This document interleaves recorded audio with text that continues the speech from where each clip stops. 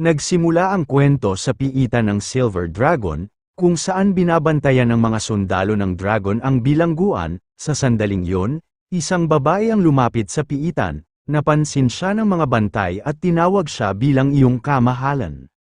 Inutusan ng babaeng dragon ang mga sundalo na umalis, na nagsasabi na gusto niyang makipag-usap sa kanya ng mag-isa. Sumunod ang mga sundalo, ang babae ay si Roswise, ang Silver Dragon Queen, ang pinuno ng lahat ng dragon. Pumasok siya sa piitan, kung saan nakagapos ang isang lalaki, isang dragon slayer. Kinausap siya ng reyna ng dragon, tinawag siyang dakilang bayani sa pagpatay ng dragon, at tinanong kung ano ang pakiramdam na ngayon ay isang bilanggo ng angkan ng dragon. Sinabihan siya ng dragon slayer na patayin siya. Kinukutya siya ng reyna, sinasabing gusto niya ng mabilis na kamatayan. Ngunit hindi ito magiging ganoon kadali. Hawak ang kanyang baba, nagkomento siya sa kanyang kagwapuhan at determinado. Pagkatapos ay kumamo sa kanyang pisngi, idinagdag na ang ilang higit pang mga gallows ay magiging perpekto siya. Ramdam niya ang sakit sa sugat. Hinihiling sa kanya ng Dragon Slayer na ihinto ang pagpapahiya sa kanya, paghimok sa kanya na patayin siya o putulin siya ayon sa gusto niya, at kumilos ng mas mabilis. Binitawan ng reyna ng dragon ang kanyang baba at dinilaan ang kanyang dugo. Sinabi na para sa isang taong kasing kapangyarihan niya, kung hindi siya na-frame ng isang kontrabida, hindi siya mapupunta sa ganoong kahabag-habag na kalagayan. Pagkatapos ay hiniling niya sa kanya na isaalang-alang ang pagsali sa Silver Dragon Clan. Sumagot ang Dragon Slayer, nagtatanong kung siya ay karapat-dapat. Sa seryosong ekspresyon, sinipa siya ng Dragon Queen ng malakas para maputol ang kanyang mga tanikala, dahil sa lakas ng sipa ay umubo siya ng dugo. Sa pagtapak sa kanya, galit na nagtanong ang Dragon Queen kung paano nang ahas ang isang bilanggo na maging bastos sa kanya. Tinatawag siyang Leon Cosmode. Kinukutya niya ito, tinanong kung sa palagay niya ay siya pa rin ang dakilang bayani ng sangkatauhan, na pinupuri ng libo-libo, tinutuya niya pa siya. Iniisip kung nangangarap pa ba siyang lipulin ang Dragon Clan at mag-iwan ng marangal na pamana. Sinabi ni Roswise kay Leon na gumising, na ipinahayag na dito siya mamamatay, na tinatawag siyang isang ignorante at walang kwentang talunan. Idinagdag niya na marahil, sa ilalim ng iba't ibang mga kalagayan, maaaring nagkaroon siya ng pagkakataon na hayaan ang kanyang mga inapo na magtamasa ng kayamanan at kaluwalhatian kasama niya. Hindi ba yun isang kawili-wiling hypothesis? Siya ay nagmumuni-muni. Ngunit sa kasamaang palad, ipinaalala niya sa kanya, wala siyang kapalit, kaya hindi magiging posible ang ganitong future. Sumagot si Leon, binabalaan siya na huwag maliitin ang mga tao. Ipinulupot ni Roswise ang kanyang buntot sa kanya at itinaas siya sa hangin. Nagkomento sa kung gaano siya katigas ang ulo. Pilit na kumawala si Leon sa pagkakahawak niya ngunit nabigo siya. Pagkatapos ay tinawag niya itong Roswise at tinanong kung handa na ba siyang humingi ng awa. Sumagot si Leon na nakagawa siya ng dalawang mahahalagang pagkakamali. Hindi maintindihan ni Roswise, kaya ipinaliwanag niya. Una, hindi siya dapat mag-isa kasama ang pinakamakapangyarihang Dragon Slayer na sinanay na pumatay sa kanyang uri. Pangalawa, hindi niya dapat natikman ang dugo nito. Biglang nag-spell si Leon sa kanyang mga mata, na nag-activate ng isang sumpa sa dugo na nagpapahirap kay Roswise. Natigilan sa sumpa, binitawan niya si Leon at binawi ang kanyang buntot. Bumagsak si Leon sa lupa, nagsimulang huminga ng mabigat si Roswise, nakaramdam ng matinding init sa loob niya. Napaluhod siya, namumula ang mukha, iniisip kung ano ang nangyayari sa kanya. Lalong bumibigat ang kanyang paghinga habang iniisip, ano ba ang nangyayari? Malamig na ipinaalam sa kanya ni Leon na sa lalong madaling panahon, siya ay pahihirapan ng sakit na sumisira sa kaluluwa sa natitirang bahagi ng kanyang buhay. Nagngangalit ang kanyang mga ngipin sa galit, si Roswise ay biglang sumugod sa kanya, at iniipit siya sa lupa. Namula ang mukha niya, isinandal niya ang katawan niya sa kanya, tinitigan siya ng mariin. Si Leon ay natigilan, iniisip, ano ang nangyayari? Habang pinagmamasdan ni Leon si Roswise, napansin ang pamumula ng mukha nito at ang mabigat na paghinga. Napagtanto niya ang sitwasyon at iniisip kung na-erroneous siya. Bago siya makapag-react, nanguna si Roswise at hinalikan siya ng mariin. Nabigla si Leon, namumula ang mukha habang patuloy sa paghalik. Maaari mong isipin kung ano ang susunod na mangyayari. Makalipas ang isang oras, nagkalat ang sahig ng mga itinapon na damit. Nagising si Roswise, natulala pa rin, at nang makita ang kanyang hubad na katawan, lumingon siya kay Leon at galit na sumigaw. Hinihiling na malaman kung ano ang ginawa nito sa kanya. Si Leon, na ngayon ay gising, ay mahinaong ipinaliwanag na ito ay isang sumpa sa dugo. Isang ipinagbabawal na pamamaraan na maaari lamang gamitin ng isang beses sa isang buhay. Sinabi niya sa kanya na kapag namatay siya, ang sumpa ay magdudulot sa kanya ng walang katapusang sakit. Galit na galit, sumigaw si Roswise, kung magkakabisa lamang ang spell pagkatapos ng kanyang kamatayan. Ano ang nangyari? Si Leon, nalilito pa rin, ay tumugon na ito ay isang aksidente. Ipinaliwanag niya na naniniwala siya na ang sakit ng sumpa ay makikita lamang pagkatapos ng kanyang kamatayan, ngunit hindi niya inasahan ang mga epekto nito, na naging sanhi ng kanyang pagpukaw. Nahihiya, sinigawan siya ni Roswise na tumahimik.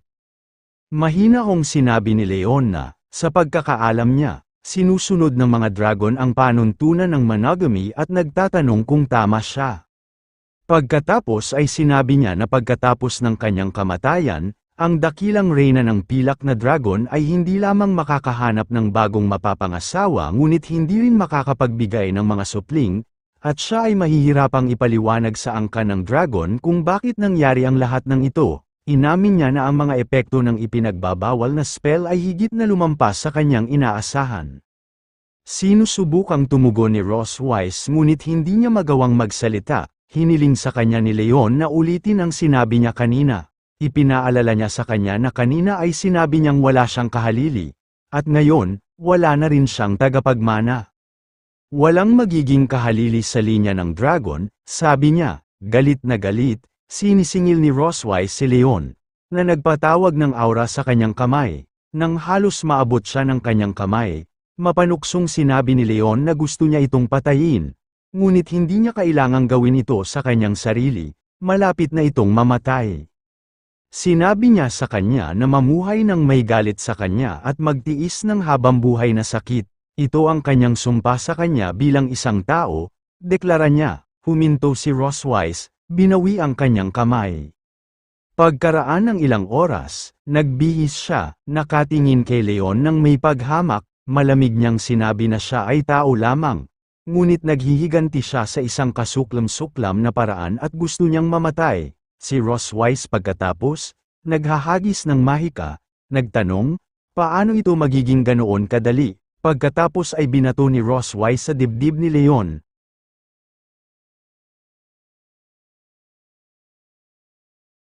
Si Leon Cosmedy ay dating isang maalamat na bayani sa pagpatay ng dragon sa 5 taong gulang pa lamang. Pinatay niya ang mabangis na aso ng kanyang kapitbahay gamit ang kanyang mga kamay. Ang kanyang mga aksyon ay nakakuha ng atensyon ng isang kilalang dragon slayer, na kinuha siya bilang isang apprentice. Sa edad na 10, pumasok si Leon sa Imperial Dragon Slayer Academy, at pagkaraan ng 4 na taon, nagtapos siya bilang pinakabata at pinakamataas na sinusuri na estudyante sa kasaysayan. Sa 15, nagsimula siyang makipaglaban sa dragon slaying battlefield, pumatay ng hindi mabilang na mga dragon, muling nakuha ang teritoryo, at nakakuha ng maraming parangal sa militar para sa imperyo. Ipinagdiwang si Leon bilang ang pinakamalakas na bayani sa pagpatay ng dragon at ang tanging pag-asa ng imperyo para sa tagumpay sa digmaan. Gayunpaman, kalaunan ay nahuli siya ng Dragon Clan. 2 taon na ang lumipas mula nang mabilanggo si Leon. Pagkatapos ng mahabang pagtulog, bigla siyang nagising, sumisigaw at naghahabol ng hininga. Habang nakahawak siya sa kanyang dibdib, iniisip niya kung nasaan siya. Inilibot niya ang paningin sa buong kwarto at napansin niyang may nakasilip sa kanya mula sa pinto. Ang isang maliit na batang babae ay nanunood sa kanya na may pagkamausisa. Nagtataka, namumula ang mukha ni Leon habang iniisip ang cute nitong tingnan. Nagtatanong ang dalaga kung sa wakas ay gising na siya. Si Leon, hawak ang kanyang ulo, ay sinusubukang maunawaan ang sitwasyon, habang unti-unti itong namumunga. Binubulong niya sa sarili na dapat nasa langit na siya, sa paniniwalang ang kanyang mga dakilang gawa ay nakakuha sa kanya ng lugar doon. Itinuro ang batang babae, kumpiyansa niyang idineklara na siya ang maalamat na anghel. Nalilito, ang maliit na batang babae ay nagtanong, ano ang isang anghel? Si Leon, na nasa ilalim pa rin ng impresyon na siya ay nasa langit, ay binati siya at tinawag siyang isang maliit na anghel, na tinatanong ang kanyang pangalan. Sumagot ang batang babae na ang kanyang pangalan ay Moon. Nakangiti, pinupuri siya ni Leon, na nagsasabing, buwan, napakagandang pangalan. Sa loob-loob niya, nagtataka siya kung bakit kakaiba ang buhok ng anghel na ito, pinaghalong itim at puti. Ipinaliwanag ni Moon na sinabi sa kanya ng kanyang ina na ang ibig sabihin nito ay ang buwan. Si Leon sa loob ay nagtataka kung ang mga anghel ay mayroon ding mga ina. Ipinakilala niya ang kanyang sarili bilang Leon Cosmode. Masayang sinabi ni Moon na alam niyang Leon ang ibig sabihin ng Leon. Tinanong ni Leon kung sino ang nagsabi sa kanya nito. Sumagot si Moon na sinabi rin ng kanyang ina. Nagulat si Leon at naisip na walang paraan. Pagkatapos ay tinanong niya kung maaari niyang malaman kung sino ang kanyang ina. Sinabi ni Moon na ang kanyang ina ay si Rose Wise. Nagulat si Leon at nalungkot nang marinig iyon. Sinabi niya na kung ang kanyang ina ay si Rose Wise, kung gayon siya ay dapat. Tumingin si Moon sa kanya at masayang sinabi na siya ang kanyang ama. Nang marinig ito, lubos na nabigla si Leon at nawala ng imik, hawak ang kanyang ulo, sabi niya na siya ay tatay at ang batang ito ay sa kanya at kay Rose Wise. Nakita ni Moon si Rose Wise, tinawag ang kanyang ina, at nagsimulang tumakbo patungo sa kanya.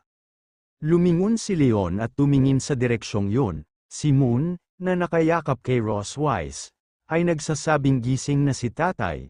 Sumagot si Rose Wise na alam niya at sinabi niya kay Leon na sa wakas ay nagising na siya.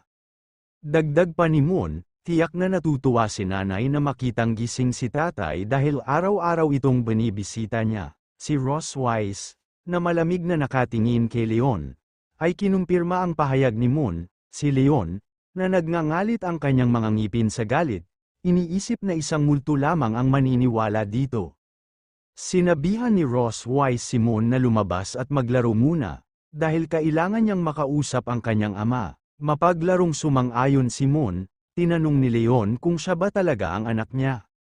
Tinanong ni Rose Wise kung ano pa ang maaari niyang maging, pagkatapos ay kinumpirma niya na siya ang kanilang biological na anak.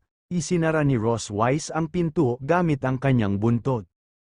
Tinanong ni Leon na napupuot siya sa kanya, kung bakit niya isinilang ang kanilang anak, at kung bakit niya ito iniligtas. Ipinaliwanag ni Rose Wise na 2 taon na siyang natutulog at nagtatanong kung sa palagay niya ay makakalimutan lang niya ang ginawa nito sa kanya 2 taon na ang nakakaraan. Sinabi ni Leon na sa tingin niya ay gusto niya ang sitwasyong ito. Iginiit niya na magkaiba sila at hindi maaaring magkasabay. Kung sa ibang pagkakataon, hinding-hindi na niya ito hinawakan. Tinanong ni Rose Wise kung ang paghawak sa kanya ay isang paraan din ng pagpapahirap para sa kanya. Sagot naman ni Leon, syempre. Pagkatapos ay hinawakan ni Rose Wise ang binti ni Leon gamit ang kanyang buntot at hinayla siya, dahilan upang mahulog siya sa kama. Dahan-daang umakyat si Rose Wise sa ibabaw niya. Nang makita ito, nagtanong si Leon kung ano ang kanyang gagawin. Pinunit ni Rose Wise ang kamisete ni Leon at sinabi niyang gusto niyang ukit ang sarili niyang pattern ng dragon sa kanya. Sinabihan ni Leon si Rose Wise na huminto. Habang inilalagay niya ang spell sa kanyang dibdib, ipinaliwanag niya na ito ang magiging kahihiyan niya.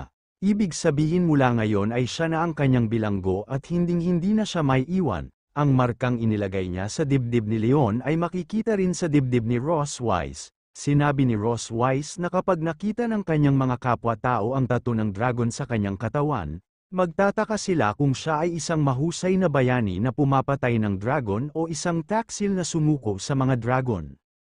Nagngangalit ang kanyang mga ngipin, Itinanong ni Leon kung bakit siya pupunta sa ganoong haba. Inilagay ni Ross Wise ang kanyang daliri sa labi ni Leon at nagtanong kung hindi niya naiintindihan. Ipinaliwanag niya na ang konsepto ng paghihiganti ng lahi ng dragon ay palaging isang mahirap na problema para sa mga siyentipiko ng Dragon Man. Ang kanilang paghihiganti ay isang hindi makatao na pag-uugali na pinagsasama ang paranoia at mga sukdulang lampas sa pangunawa ng tao. Sinabi ni Ross Wise na gusto niyang mabuhay siya sa kahihiyan na ito sa natitirang bahagi ng kanyang buhay at mapahiya siya ng husto. Namula ang mukha ni Leon, at nagsimulang mag-init ang kanyang katawan habang iniisip ang sitwasyon. Para sa Silver Dragon Queen na si Ross Wise, isang malaking karangalan na gawin si Leon, ang pinakadakilang Dragon Slayer sa kasaysayan ng tao, isang alipin ng Dragon Clan at ang pinakamalapit na partner ng Silver Dragon Queen sa isang kahulugan. Lumapit si Ross Wise sa mukha ni Leon at sinabing oras na para magsimula, kahit na ito ay hindi kapanipaniwala mula sa isang pananaw ng tao. Ito ang kanyang paghihiganti sa Dragon Slayer bilang isang dragon.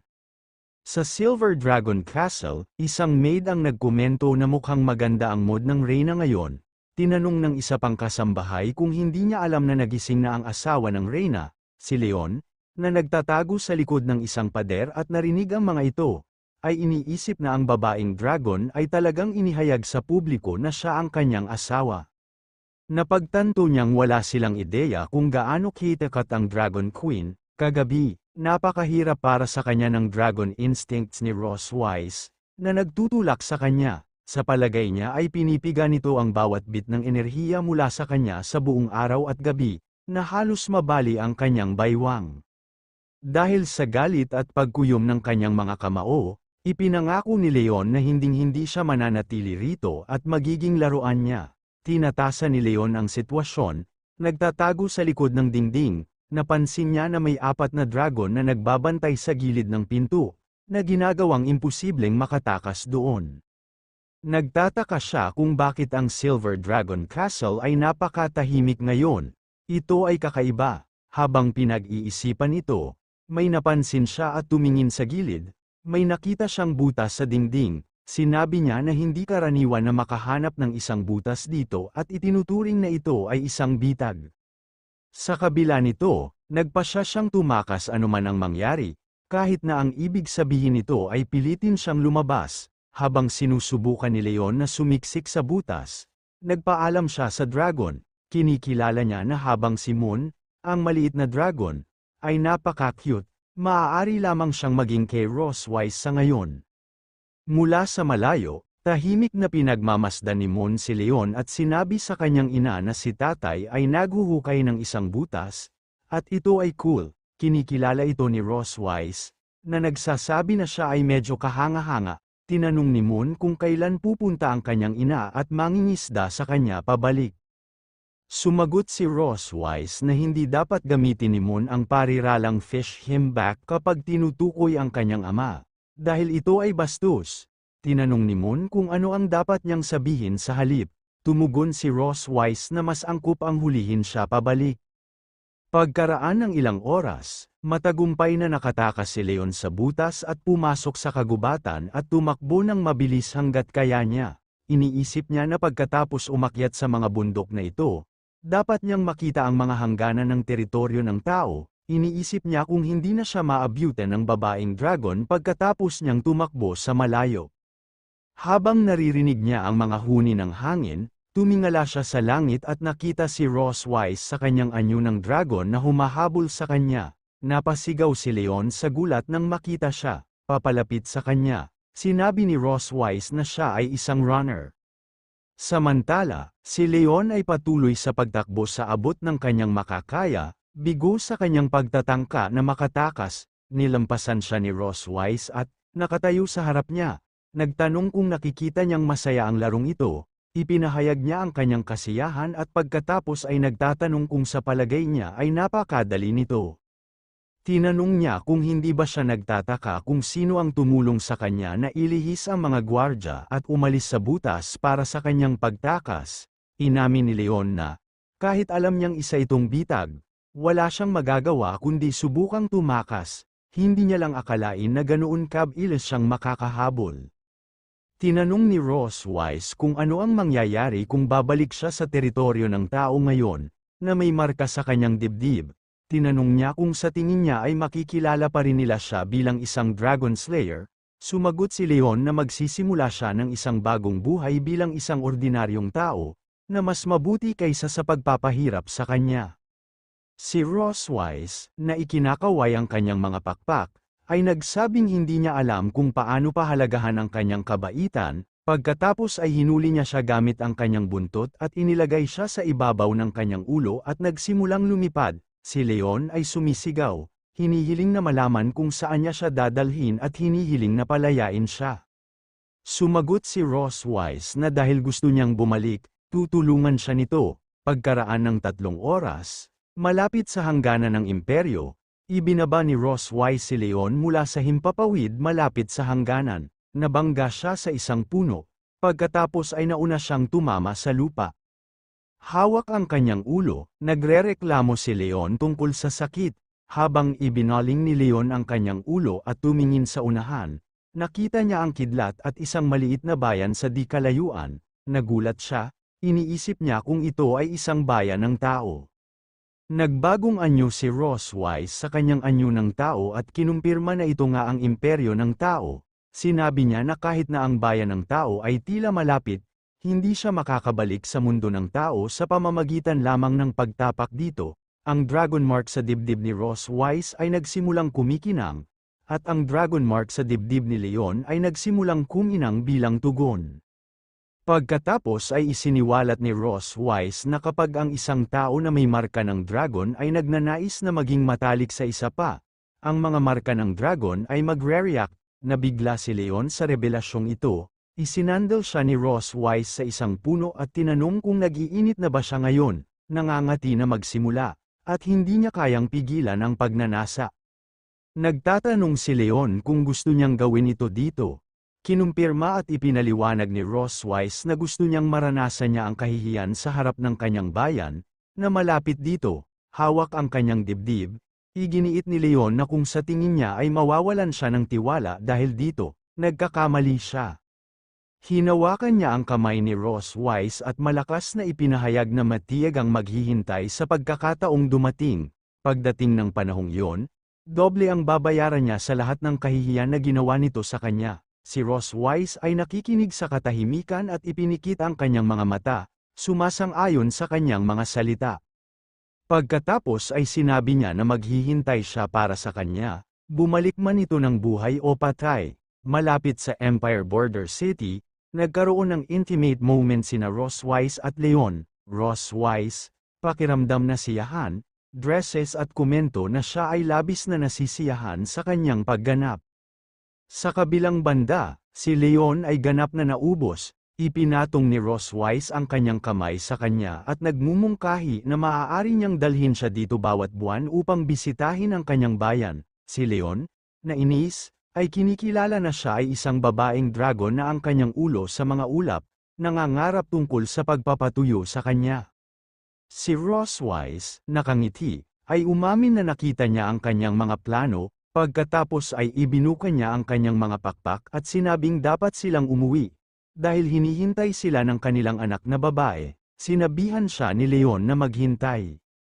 Na may nagtatanong na tingin, binalik ang tingin sa kanya ni Ross Wise. Si Leon, na lumalayo, ay iginiit na bilang isang Dragon Slayer, hindi niya gustong tratuhin na parang biktima, kaya niyang maglakad mag-isa.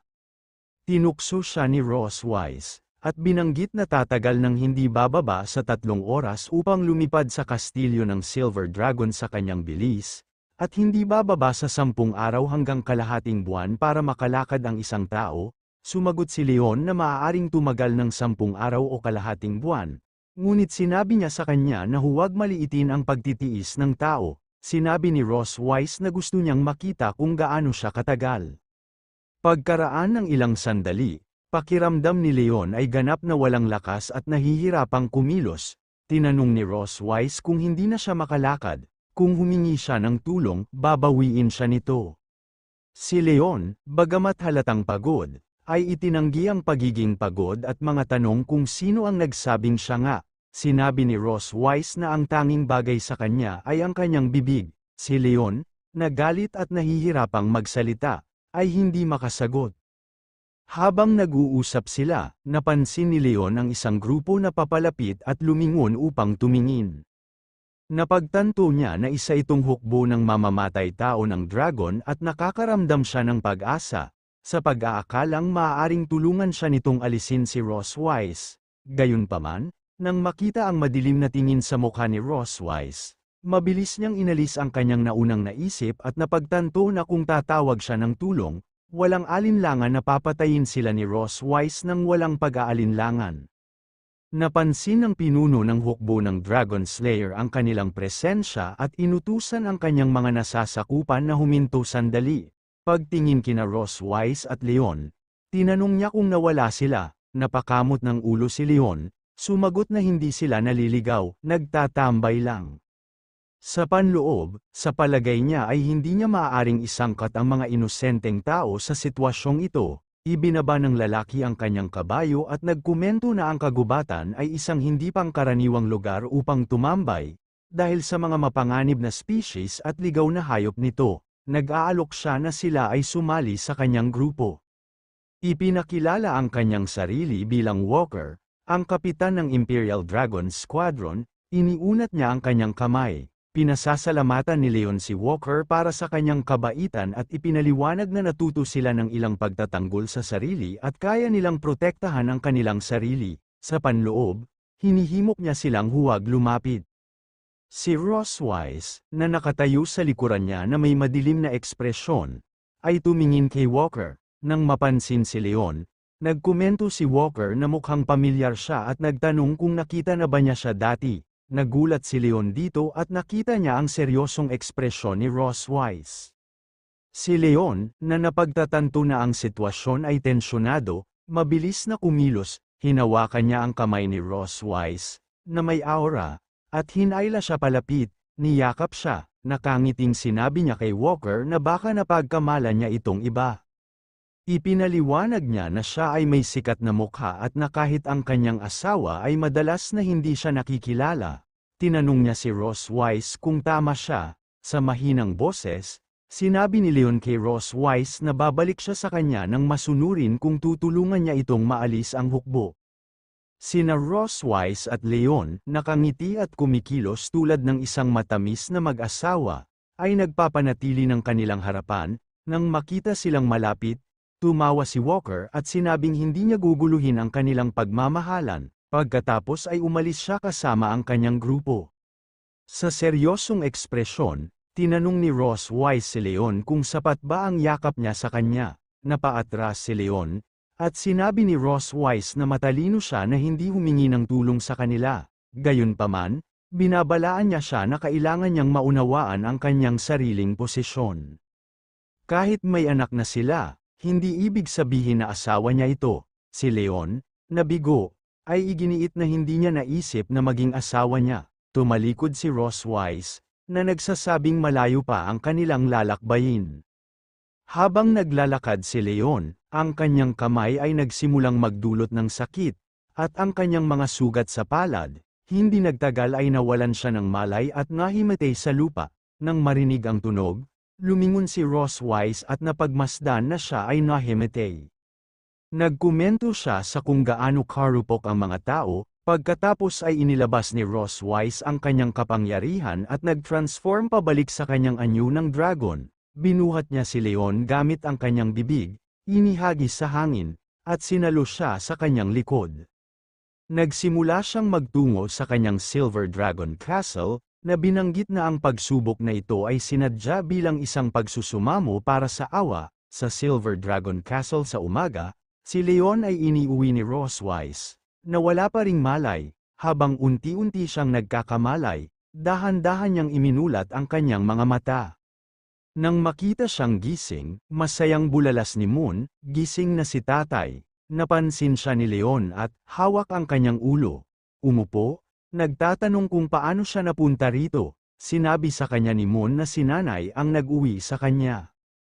Iniisip si Ross Wise, si Leon ay nakakadismaya na bamulong na sa wakas ay nahuli niya siya na parang biktima, nang mapansin ang isang benda sa kanyang kamay.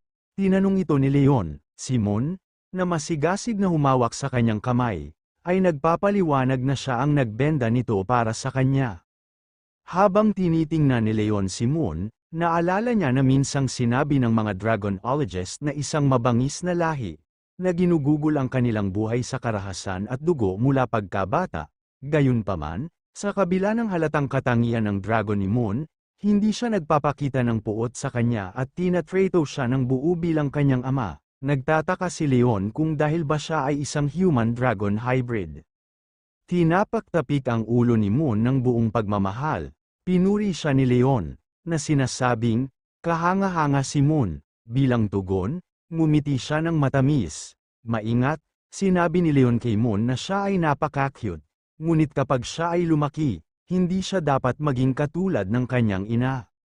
Nakikinig si Moon, hindi sigurado kung ano ang gagawin nito. Sa sandaling iyon, si Ross Wise, na nakatayo sa pintuan, ay nagtanong kung ano ang mali sa pagiging katulad niya. Nagulat sa boses niya, nananatiling tahimik si Leon. Umiwas ng tingin si Leon, naiinis, at umuungol. Wala. Si Moon, na sabik na magpakita, ay buong pagmamalaki na ipinakita ang kamay ni Leon na nakabenda kay Ross Wise, na masayang sinasabing binalutan niya ang sugat ni tatay. Ayon sa kanyang mga tagubilin, si Ross Wise, na may suot na malamig na ekspresyon, ay nagsabi na ito ang dapat niyang gawin. Masayang sumang-ayon si Moon sa kanyang ina, si Ross Wise. Sa pagtingin sa buwan, iniisip ni Leon kung ano ang isang mahigpit na ina na si Ross Wise. Tinapaktapik ang ulo ni Moon ng buong pagmamahal. Tinanong niya ito kung bakit hindi muna ito magtago sa hardin.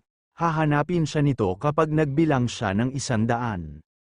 Masayang tinanong ni Moon si Leon kung gusto nga ba siya ni tatay makipaglaro sa kanya. Ipinagmamalaki ni Leon na tiniyak sa kanya na hindi siya tulad ng kanyang ina at hinimok siya na magmadali at magtago. Habang si Leon ay pawang nagsisimulang magbilang, si Moon ay tumatakbo patungo sa hardin, na sinasabi kay tatay na huwag magbilang ng napakabilis. Pinapanood ni Ross Wise ang kanilang mapaglarong pakikipag-ugnayan sa katahimikan. Habang si Leon ay patuloy na nagbibilang ng mabagal, si Moon ay tumakbo palayo.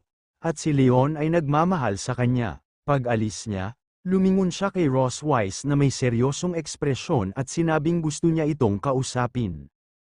Tinanong ni Ross Wise kung ano ito, at galit na nagtanong si Leon kung bakit siya masyadong matigas kay Moon. Sumagot si Ross Wise na lahat ng dragon ay dumaan dito. Naniniwala siya na sa pamamagitan lamang ng pagiging mahigpit mula sa murang edad ay malilinang nila ang malalakas na mandirigma. Sumagot si Leon na hindi siya ganap na dragon, at bukod dito, napaka-cute ni Moon.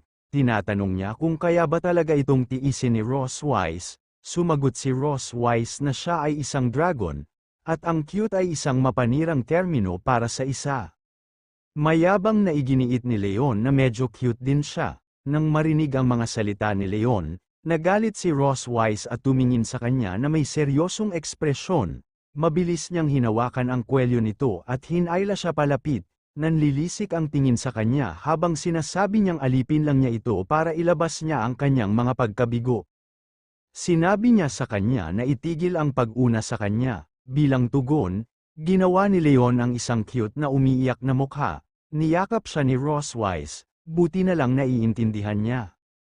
Ipinaalala niya sa kanya na siya ang reyna ng Silver Dragon Clan at maraming mga gawain sa gobyerno na dapat hawakan, kaya ang tungkulin ng pag-aalaga sa mga bata ay naaayon sa kanya. Pagkahilig papalapit, ibinulong niya sa tenga ni Leon na gusto siya ng bata, pagkatapos ay naghiwalay sila, at tumungo si Leon sa hardin.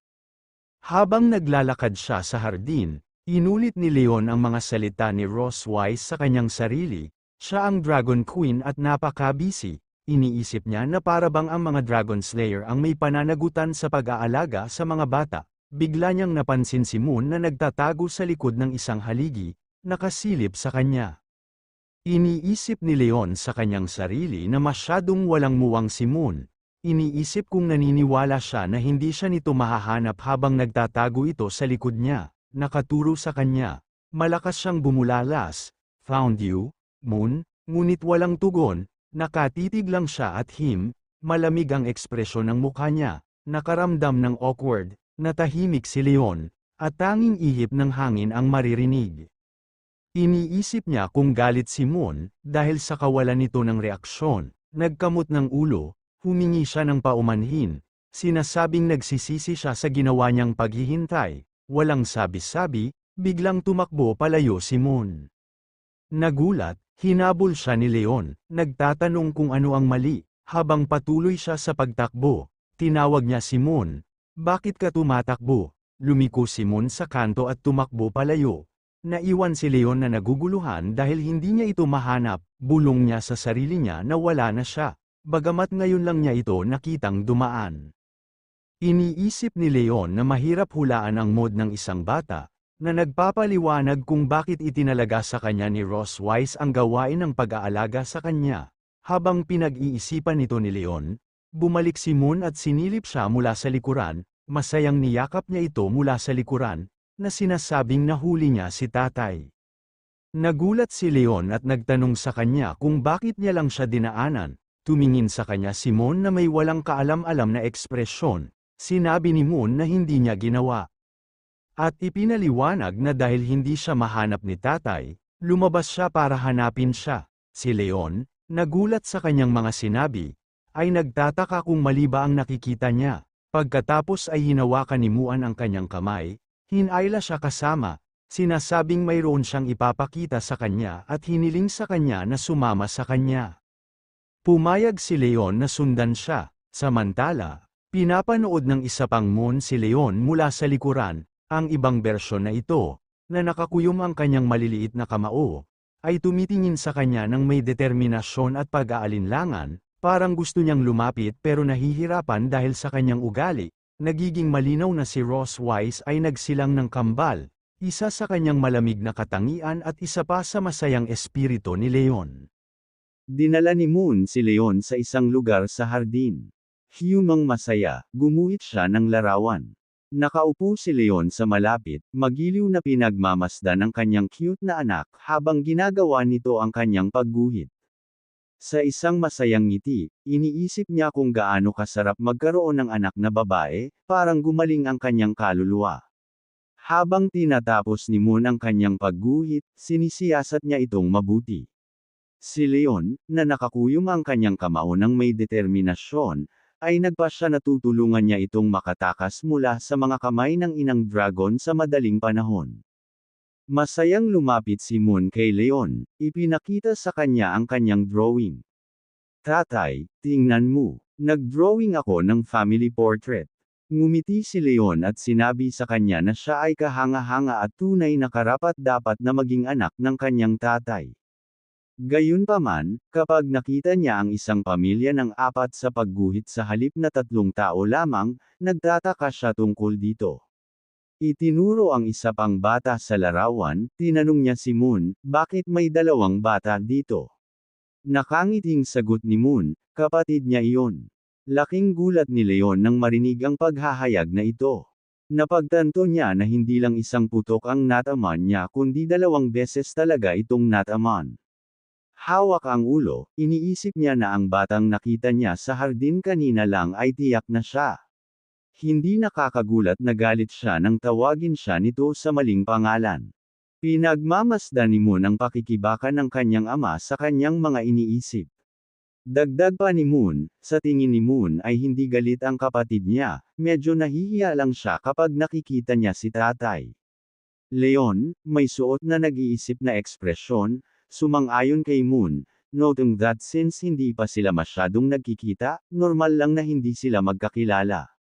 Habang tinitingnan niya ang kastilyo ng dragon, sa loob-loob niya ay iniisip niya na kasalanan ng dragon ang lahat sa pagtatago ng batang ito sa kanya. Nagpasya siyang tanungin si Ross Wise para sa katotohanan.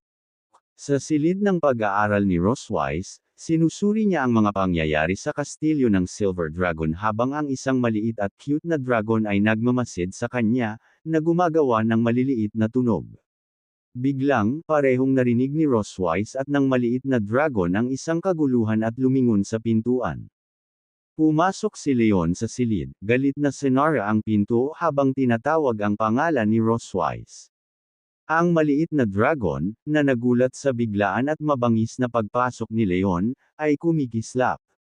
Si Roswise, na naglalagay ng isang dokumento sa isang liham, ay nagtanong kung nasaan si Moon.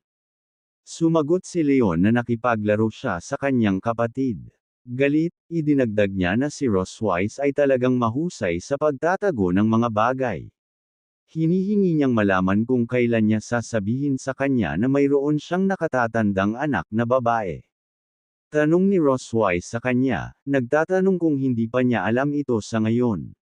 Dahil sa frustration, hinampas ni Leon ang kanyang kamao sa bench at nagpahayag ng inis. Kailangan daw niyang pasalamatan, mahirap ang panganganak, at hindi niya inaasahan na binigyan siya nito ng 2 anak. Siya ay nagtrabaho ng husto.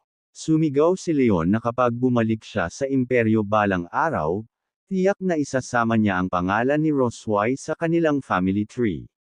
Nang marinig ang kanyang mga masasakit na salita, tumingin si Roswise sa kanya na may seryosong ekspresyon. Nakahalukikap at nakangisi, tinanong niya kung alam niya kung bakit hindi niya sinabi sa kanya ang tungkol sa pagkakaroon ng kanyang panganay na anak na babae. Tinanong ni Leon ang kanyang dahilan, pagkatapos ay nag-isip na nagseselos siya sa pagiging malapit nito kay Moon at sadyang pinipigilan si Noah na makilala siya bilang kanyang ama. Nagtatanong si Roswise kung sabik na sabik siyang makita siya. Si Leon, na mayabang na nagsasalita, ay tumugon na ito ay walang kaparehon, sino ba ang hindi gustong makilala ang kanilang anak na babae? Iginiit niya na hindi siya tulad nito. Isang malamig at mabagsik na ina, nais niyang linangin ang isang magandang relasyon sa kanyang anak. Si Roswise, na nakangiti pa rin, ay pumayag na ipakita sa kanya ngunit binabalaan siya na huwag magsisi. Sa kusina, tumatawa si Leon habang may hawak na kutsilyo sa kanyang mga kamay at tinatawag ang pangalan ni Roswise. Habang naghihiwa siya ng mga gulay gamit ang kutsilyo, ipinahayag niya na mapapahanga niya siya ngayon. Ito ang kanyang unang hakbang tungo sa paglapit sa kanyang panganay na anak na babae, pagpapapanalo sa kanya sa pamamagitan ng masasarap na pagkain. Habang nagluluto, iniisip niya kung paano niya madalas gawin itong cream stew para sa team. Lahat ng nakatikim nito ay nagsabing masarap ito, at ang matamis na lasa nito ay perpekto para sa mga bata. Natikman ni Leon ang nilaga at sinabing hindi masama, matalas pa rin ang husay niya sa pagluluto. Buong pagmamalaki, iniisip niyang tiyak na mananalo si Noah sa ganitong lasa. Pagkatapos kumain ng nilaga, naisip niya na sinasabi ni Noah kung gaano niya kamahal ang pagkaing pinakaluto ng kanyang ama. Tuwang-tuwa siyang humahagulgol, ipinagpatuloy niya ang paghahanda ng mga pagkain para sa kanyang pinakamamahal na mga anak na babae. Sa labas ng kusina, pinagmamasdan ng mga katulong si Leon sa bintana. Isang kasambahay ang nagkomento na ang prinsipe ay kagagaling lamang mula sa isang malubhang karamdaman at nagluluto pa rin para sa kanyang pamilya, na nagpapakita kung gaano siya kabuting lalaking dragon sa pag-aalaga sa kanila. May napansin ang ibang kasambahay at tumingin sa isang tabi. Naglalakad si Roswise patungo sa kusina, dinala ang kanyang 2 anak na babae, sina Moon at Noah. Ang mga katulong, nang makita si Roswise, ay yumuko at bumati sa kanya bilang paggalang. Si Moon ay masigasig na kumaway sa kanila, habang si Noah, na sumasalamin sa kanyang ina, ay malamig na tumitig nang hindi sila kinikilala. Sinabi ni Roswise sa mga kasambahay na hindi na nila kailangang maghintay ng mga order sa hapunan ngayong gabi at inutusan silang pumunta at magpahinga. Muling yumuko ang 2 kasambahay at nagpasalamat sa kanyang kamahalan. Samantala, nasa kusina si Leon na naghahanda ng hapagkainan habang siya ay natatapos sa pagluluto. Habang papasok si Roswise sa kusina kasama ang mga bata, sinabi ni Leon na dumating sila sa tamang oras. Masayang tumakbo si Moon papunta kay Leon, bumulalas, tatay, ang sarap ng amoy. Nakangiting tugon ni Leon na narinig niyang pareho silang mahilig sa karne, kaya gumawa siya ng nilagang at steak para sa kanila. May pagmamalaki ng ngiti, iniisip ni Leon kung naramdaman ba ni Noah ang damdamin ng kanyang ama. Nang tumingin si Leon kay Noah, nakita niyang malamig itong nakatitig at umiwas ito ng tingin, hindi umimik. Nagulat sa reaksyon niya, nalaglag ang panga ni Leon sa gulat. Awkwardly niyang iniisip kung bakit iba ang tugon nito sa inaasahan niya. Habang sinusulyapan niya si Roswise, napansin ang kanyang mapagmataas at malamig na pag-uugali. Si Leon ay nakakuyom ang kanyang mga ngipin sa pagkadismaya. Napagtanto na ang babaeng dragon ay malamang na inaasahan ang sitwasyong ito at sadyang pinigilan siya na makilala si Noah.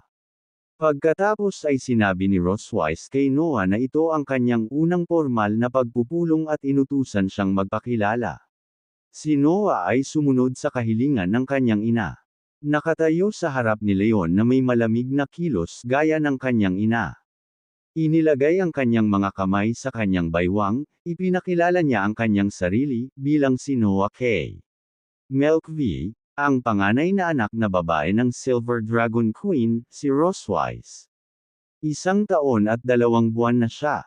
Ang mga dragon ay isang walang kamatayang lahi, at ang mga batang dragon ay mas mabilis na lumaki kaysa sa mga bata ng tao.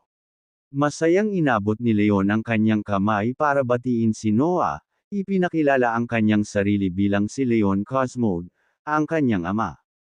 Ito ang kanyang unang hakbang upang mapalapit sa kanyang panganay na anak na babae, upang kumustahin ng magalang at mag-iwan ng magandang impresyon. Malamig at simpleng tumugon si Noah ng hindi na nag-aalok ng mga salita at hindi nagpapakita ng emosyon sa kanyang mukha. Awkwardly ngumiti si Leon, nagtataka kung bakit malamig ang batang ito, at nagsimula siyang magtanong kung may sama ng loob ito sa kanya. Bumulong si Moon sa tenga ni Noah, hinihimok siya na makipag-ugnayan pa at huwag ipahiya ang kanilang ama. Bilang tugon, humalukip-kap si Noah, malamig na nakatingin kay Leon. Siya remarks na siya parang nanghihina at nagtatanong kung siya ba talaga ang ama nila. Leon marinig ang kanyang mga salita, mukha siyang mahina at kung talagang hiwa ng tatay nila, tumatama sa kanyang pagmamataas. Si Leon ay umuubo ng dugo, ramdam ang bigat ng kanyang pahayag. Nakatingin si Leon kay Noah na nakangisi at nakahawak sa kanyang dibdib, iniisip niya kung ano ang anak niyang anak. Ang karera ni Leon bilang ama ay nahaharap sa kanyang unang krisis. Nang matapos si Leon sa pagluluto ng hapunan at pag-aayos ng hapagkainan, ang pamilya ay magkakasamang nakaupo upang kumain. Ang mga hapunan ng pamilya ay dapat na ang pinakamahusay na mga okasyon para sa mga miyembro ng pamilya upang makipag-usap at makipag-usap, ngunit ngayon ang mga ito ay naging pinakamahirap na sandali ni Leon, habang inihain ang pagkain sa mga plato, nakangiting tinitingnan ni Leon ang kanyang 2 anak na babae, lalo na inaabangan ang magiging reaksyon ni Noah. Hiniling ni Moon kay Noah na tulungan siyang maghiwa ng karne para sa kanya. Hindi nagreklamo si Noah tungkol dito at sinimulan niyang putulin ang karne. Si Leon ay pinapanood sila, naisip na magkamukha ang 2 anak na babae, ngunit ang kanilang mga personalidad ay ganap na naiiba, at kitang-kita na si Noah ay mas katulad ng kanyang ina. Si Leon, na inaasahan ang magandang puna tungkol sa kanyang mga kasanayan sa pagluluto, ay nagtanong kay Noah kung gusto niya ang pagkain ngayon. Walang pag-aalinlangan, malamig na sumagot si Noah ng 2 salita. Nakakadiri, matapos marinig ang tugon ni Noah, nataman si Leon sa kanyang mga sinabi, tinamaan siya nito ng husto. Masayang tumawa si Roswise na natuwa sa sagot ni Noah, kahit na hindi siya nanghuhusga o nagpapakita ng anumang kawalan ng interes sa pagkain ng luto ni Leon. Ang kanyang anak na babae ay medyo malupit, curious na nagtanong si Moon kung bakit tuwang-tuwa si nanay. Nakangiting sinabi ni Roswise na sa wakas ay nakasamang muli ng kanyang ama ang kanilang pamilya, ang makita siyang masaya. Natural din siyang masaya. Paglingon kay Leon, tinanong siya ni Roswise kung tama siya at kung bakit hindi siya ngumingiti. Si Leon, awkwardly na pinipilit ang isang peking ngiti, ay nagsabi na siyempre masaya siyang kasama ang kanyang pamilya, Si Moon ay masigasig na nagtanong kung maaari silang kumain ng hapunan araw-araw, hindi makatanggi si Leon sa kanyang mahal na anak, ngunit sa loob-loob niya ay iniisip niya na ayaw niyang kumain kasama ang kanyang babaeng dragon araw-araw. Ang ibig niyang sabihin ay ayaw niyang kumain kasama si Ross Wise araw-araw. Bago pa makasagot si Leon, sumabad si Noah at sinabing hindi. Tinanong ni Moon kung bakit hindi.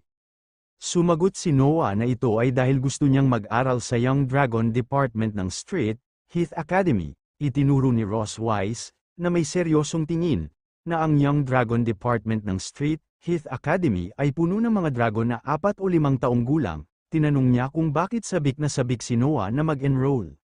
Si Noah, malamig at walang pag-aalinlangan, ay nagsabi na ito ay dahil gusto niyang talunin ang mas maraming Dragon Slayers. Nang marinig ang mga salita ni Noah, nabulunan at umubo si Leon.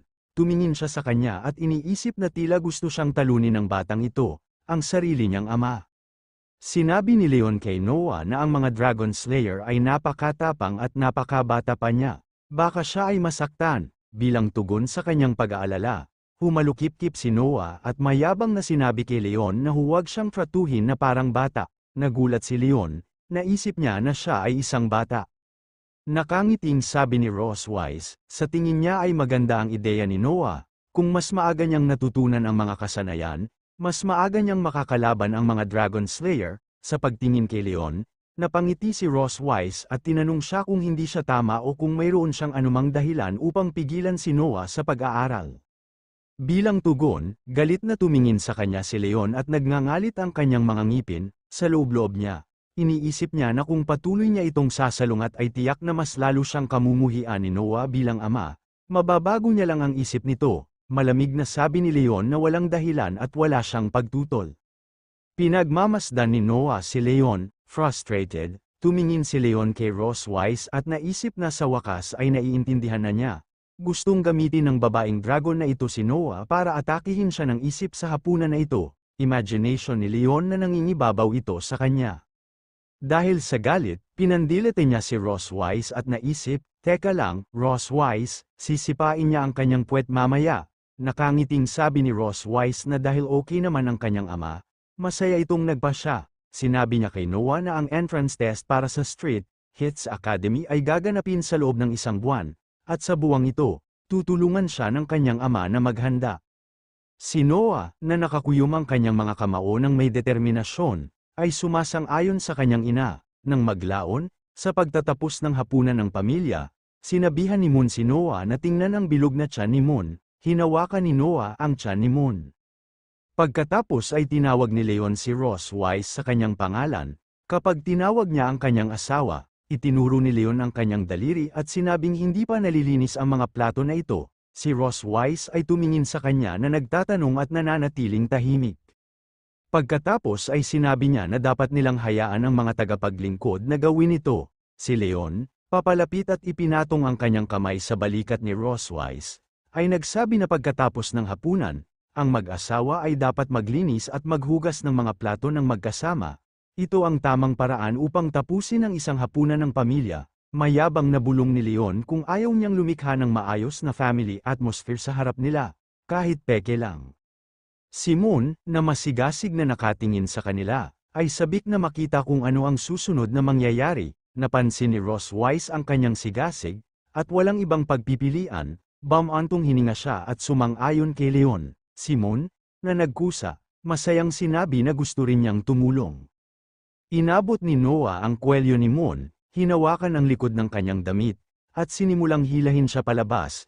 Sinabihan si Moon na sumama sa kanya. Si Moon, na ayaw at umiiyak, ay nagtanong sa kanyang kapatid kung saan sila pupunta. Samantala, inilalagay ni Ross Wise ang lababo upang hugasan ang mga ito. Paglingon kay Leon habang hawak ang apron, nagtanong si Ross Wise kung kailan siya tutulong. Si Leon, na mayabang na humalukip-kip, ay nagtanong kay Ross Wise kung nakalimutan na ba niya ang sinabi nito 2 taon na ang nakakaraan. Ipinaalala niya sa kanya na hindi siya dapat mag-isa sa isang lubos na sinanay at makapangyarihang Dragon Slayer. Biglang nagsimulang mag-react at kumikinang ang marka sa katawan ni Ross Wise, at kasabay nito, ang marka sa dibdib ni Leon ay nagsimula ring mag-react at kumikinang. Galit na tinanong ni Ross Wise si Leon kung ano ang gusto niyang gawin. Mayabang na sinagot ni Leon na dati ay malayo na ang kanyang nilakbay at pagod, na nagpapahintulot sa kanya na kontrolin at paglaruan ng kanyang pattern ng dragon. Ngayon, sabi niya, iba na. Mabilis na tinakpan ni Ross Wise ang kanyang katawan ng aura at tumalon kay Leon para umatake gamit ang kanyang buntot, na nagbabala sa kanya na huwag isipin na makakatakas siya mula rito gamit ang trick na ito. Habang ang pag-atake ni Ross Wise ay malapit ng dumaong sa mukha ni Leon, pinigilan niya ang malakas na hampas nito gamit ang kanyang kamay, na hamarang sa kanya na natatakpan ng aura. Hinawakan ni Leon ang buntot ni Ross Wise at sinabi, na nagsabing tatakas siya. Biglang umungol si Ross Wise habang bumibigat ang hininga at namumula ang mukha. Ang marka sa kanyang dibdib ay kumikinang, at siya ay bumagsak sa lupa, umuungol habang ang kanyang mga hininga ay lalong bumibigat. Wala na siyang lakas para labanan si Leon. Si Leon, hindi naman walang kapangyarihan, ay nasa recovery state lang. Hindi pa magagamit ang kanyang buong potensyal. Pagtingin kay Ross Wise, tinanong niya kung walang magawa ang kamahalan. Maangas niyang itinuro na ang pattern ng dragon ay gumagawa ng kanyang buntot na lubhang sensitibo, na sinasabi na kapag ang kanyang buntot ay naipit, siya ay tulad ng isang kuting na hinahawakan sa pamamagitan ng pagkakamot ng leeg, mahina at walang kapangyarihan. Habang kinukurot ni Leon ang kanyang buntot, nanginginig siya sa hawakan nito, nagiging sensitibo ang kanyang katawan. Sinabi ni Leon na ito ay bagong kaalaman na natuklasan niya mula sa kanyang Dragon Book. Papalapit sa mukha ni Ross Wise, sinabi sa kanya ni Leon na ang kanyang mga dragon ay sabik na manakop at lahat ng bagay. Tinanong niya si Ross Wise kung nasakop na ba siya. Nang marinig si Leon, nanlaki ang mga mata ni Ross Wise sa gulat. Ang susunod na kabanata ay magiging isang bagay na maanghang at romantiko. Hindi na ako makapaghintay hanggang sa susunod na linggo. Sa ilalim ng haplos ni Leon, bumibigat ang hininga ni Ross Wise, at lalong namula ang kanyang mukha. Habang umiinit ang panloob na pagnanasa ni Ross Wise, nagpupumiglas siya. Tumingin pabalik kay Leon na may mabibigat na paghinga, na sinasabi sa kanya na bitawan ang kanyang buntot. Si Leon, hawak ang buntot gamit ang dalawang kamay, ay kinurot ito, na ginawang mas naakit si Ross Wise sa kanyang mga pagnanasa. Mayabang na tinitingnan ni Leon si Ross Wise at sinabi sa kanya na mula noong araw na magising siya, niyurakan na niya ang kanyang dignidad at tinatrato siya bilang isang laruan para sa kanyang libangan, nagpapakita ng kanyang pagmamataas. Tinanong ni Leon kung ano ang iniisip niya tungkol sa pagpapalit ng mga bagay ngayong gabi. Nang marinig ang kanyang mga salita, galit na tinawag ni Ross Wise si Leon na isang bastard. Habang nagtatalo sila, bigla silang nakarinig ng ingay mula sa labas. Parehong nakatingin sa pinto sina Leon at Ross Wise na may mga ekspresyong nagtatanong. Ang dalawang katulong na responsable sa kusina ay nakatayo sa labas ng pinto, nagtatawanan at sabik na nag-uusap. Nagtataka ang isang kasambahay kung tapos na ba ang kamahalan at ang kanyang pamilya. Ngumiti lang ang ibang kasambahay bilang tugon. Pagbukas nila ng pinto, nakita nilang malinis ang kwarto. Ang isang dalaga, nagulat, ay nagsabi kung gaano ito kalinis. Habang ang isa naman ay nagtataka kung ang prinsipe ang gumawa nito. Ang dalawang katulong pagkatapos ay nagtawanan at nag-uusap tungkol sa kusina. Si Leon, sa kabilang banda, ay nagtatago kasama si Ross Wise. Habang nag-uusap ang mga kasambahay, pinagmamasdan sila ni Leon, nakikinig sa kanilang usapan habang nananatiling tahimik.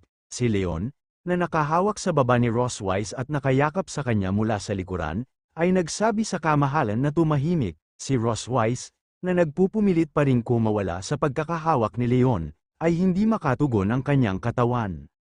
Sinabi ni Leon kay Ross Wise na ayaw niyang madiskubre ng mga kasambahay sa labas. Hindi ba, ang reyna, na kadalasang napakataas at makapangyarihan, ay naging ganito ngayon? Tama ba? Paglabas ng mga kasambahay sa kusina, isinara nila ang pinto. Sa mga salita ni Leon, nananatiling tahimik si Ross Wise. Ang namumula nitong mukha ay hindi makalingon at lumaban sa kanya. Si Leon, na nakahawak sa baba ni Ross Wise, ay lumapit sa kanyang mukha at sinabi sa kanya na siya ay tapos na.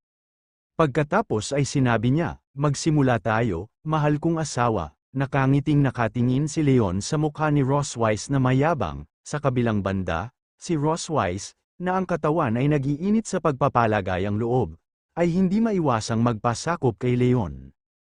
Nanatili siyang tahimik, nakatingin sa mga mata nito na may pulang-pula, namumula na mukha. Makalipas ang 3 araw, sa Silver Dragon Castle, nakoma muli si Leon. Parehong nakaupo sina Moon at Noah sa kama ni Leon, binabantayan siya. Sinabi ni Moon na 3 araw nang hindi nagigising si tatay at tinanong kung patay na siya. Sinabi ni Noah kay Moon na maghintay at tingnan lamang. Sinipa ni Noah ang mukha ni Leon gamit ang paa. Subconsciously sinasabi ni Leon na sobrang sakit. Si Noah, na tinatapakan ang mukha ni Leon na nakahalukip-kip, malamig na sinabi na hindi pa siya patay. Si Leon, na muling nagkamalay, ay nakakabigo na nag-iisip na walang dapat tratuhin ng ganito ang kanilang ama. Habang dahan-daang iminulat ni Leon ang kanyang mga mata mula sa pagkawala ng malay, nakita niya ang mukha ni Moon. Si Moon, nang makitang nagising ang kanyang ama, ay naging masaya habang nakatingin sa kanya. Mabilis na lumingon kay Roswise, masayang sabi ni Moon, "Nanay, gising na naman si tatay." Si Leon, nakaupo, ay nagtatanong nang siya ay nahimete. Si Roswise, na lumingon at nakatingin sa kanya, ay nagtanong kung kailangan niya ng tulong sa pag-alala. Naalala tuloy ni Leon ang matalik na gabing iyon sa kanya. Matapos masakop ni Leon ang katawan ni Roswise ng gabing iyon, makalipas ang ilang oras, nang makabawi si Roswise sa kanyang katinoan, binaligtad niya ang kusina habang nag-aaway sila. Pagkatapos ay hinampes niya ito sa mukha, dahilan para tumulo ang mga luha mula sa mga mata nito. Naalala ni Leon, ang gabi, na pagkatapos ng gabing iyon, ang pattern ng dragon ay nawalan ng bisa, at siya ay nataman ng malakas sa kanya.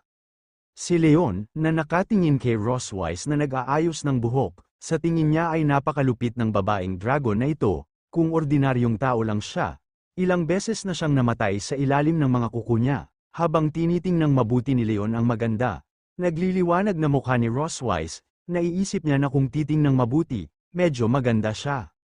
Siya ay malinaw na isang babaeng dragon na higit sa 200 taong gulang, nabihag sa kanyang alindog, natigilan si Leon, nakatitig lang sa kanya. Nang makita si Leon sa ganitong estado, nag-aalalang sinabi ni Moon, "Bakit hindi gumagalaw si tatay?" Si Noah, malamig na tumugon sa pag-aalala ni Moon, ay nagsabi na tumingin lang siya sa kanilang ina at natigilan. Biglang nalaglag ang isang hairpin sa hindi inaasahang pagkakataon sa pagkakadikit sa kamay ni Roswise. Napatingin si Roswise sa nalaglag na hairpin, pinulot ni Leon ang hairpin, na nahulog sa lupa malapit sa mesa. Bigla namang inilagay ni Leon ang hairpin sa buhok ni Roswise na may pagmamahal. Si Roswise ay lubos na nagulat sa kanyang biglaang pagmamahal, nakangiti, pinuri pa nga ni Leon si Roswise sa unang pagkakataon, na nagsasabing, bagay sa kanya ang isang ito. Si Roswise, na nakatingin sa likod ni Leon na may nakangisi ng ngiti, ay nagsabing hindi niya inaasahan na ganoon pala siya kakonsiderasyon. Tinanong ni Roswise kung nagawa na ba niya ito sa ibang babae dati, sinagot ni Leon na noong bata pa siya. Madalas niyang sinusuklay ang buhok ng asno ng kanyang amo at naging bihasa siya rito. Si Moon, na may mausisa na mga mata, ay tumingin kay Leon at tinanong ang kanyang ama kung ano ang asno. Si Leon, na nakatutuwang gamaya, ay nagsabi na ang mga asno ay katulad ng mga dragon, na may 2 tainga at isang buntot. Sila ay napakatigas ng ulo at mahilig humagulgol kapag sila ay hindi nasisiyahan. Habang sinasabi ito ni Leon, masigasig na nakikinig si Moon sa mga salita ng kanyang ama. Dagdag pa ni Leon, sa pagtatapos ng kanyang paliwanag, na nagsasabing sila ay tulad ng kanyang ina. Nang marinig ang mga salita ni Leon, nagalit si Roswise, tumingin kay Leon na may seryosong ekspresyon. Malakas na hinampes ni Roswise ang dibdib ni Leon, dahilan para mapasigaw siya sa sakit. Naisip niya na medyo nagbago ang mga bagay pagkatapos ng biglaang pagmamahal sa balangkas. Ngunit tila hindi pa. Si Leon, na nakakaramdam ng sakit, ay humalukip-kip sa kanyang dibdib. Si Moon, na nag-aalala, ay lumapit kay Leon, nagpapanik, at nagtanong kung okay lang si tatay. Sinabi ni Leon na ayos lang siya at huwag mag-alala tungkol sa kanya. Sa kabilang banda, si Noah, na nakatingin sa gilid, malamig na nakatiklop ang kanyang mga kamay. Hindi kumukurap o tumugon man lang. Pagkatapos ay sinabi ni Roswise kay Moon at Noah na ang kanilang gawain ngayon ay matutunan kung paano isulat ang kanilang mga pangalan, at tuturuan sila ng kanilang ama. Sa kanyang biglaang pagtatalaga, Parehong tumugon sina Noah at Moon. Galit na sinabi ni Leon na binigyan niya siya ng isa pang gawain nang walang pahintulot niya. Tuwang-tuwa si Moon na tuturuan sila ni tatay kung paano magsulat, habang malamig na sinabi ni Noah na marunong na siyang magsulat. Si Moon, na masayang hawak ang kamay ni Noah, ay inakay siya palabas ng silid at sinabi sa kanyang kapatid, "Pumunta tayo sa silid-aralan upang maghanap ng panulat na may magagandang kulay." Tinanong niya kung anong kulay ang gusto ni Noah. Sumagot si Noah na gusto niya ng purple. Si Roswise, na nakatingin kay Leon, ay biglang nagsabi na ang kanyang kapatid ay bibisita ngayon at na ayaw niyang magpakita ito sa kanyang harapan.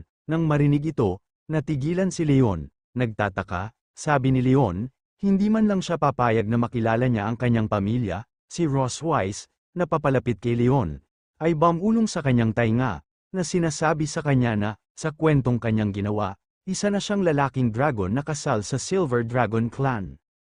2 taon na siyang nakoma dahil sa kung anong sakit at kakagising niya lang. Si Roswise, na tinapak ang dibdib ni Leon gamit ang kanyang hintuturo, ay nagsabi na kung dumating sa punto na kailangan nilang magkita, kailangan niyang paglaruan ang pagkakakilanlang nilikha niya. Sinubukan ni Leon na kontrahin si Roswise, ngunit wala siyang masabi at nanatiling tahimik.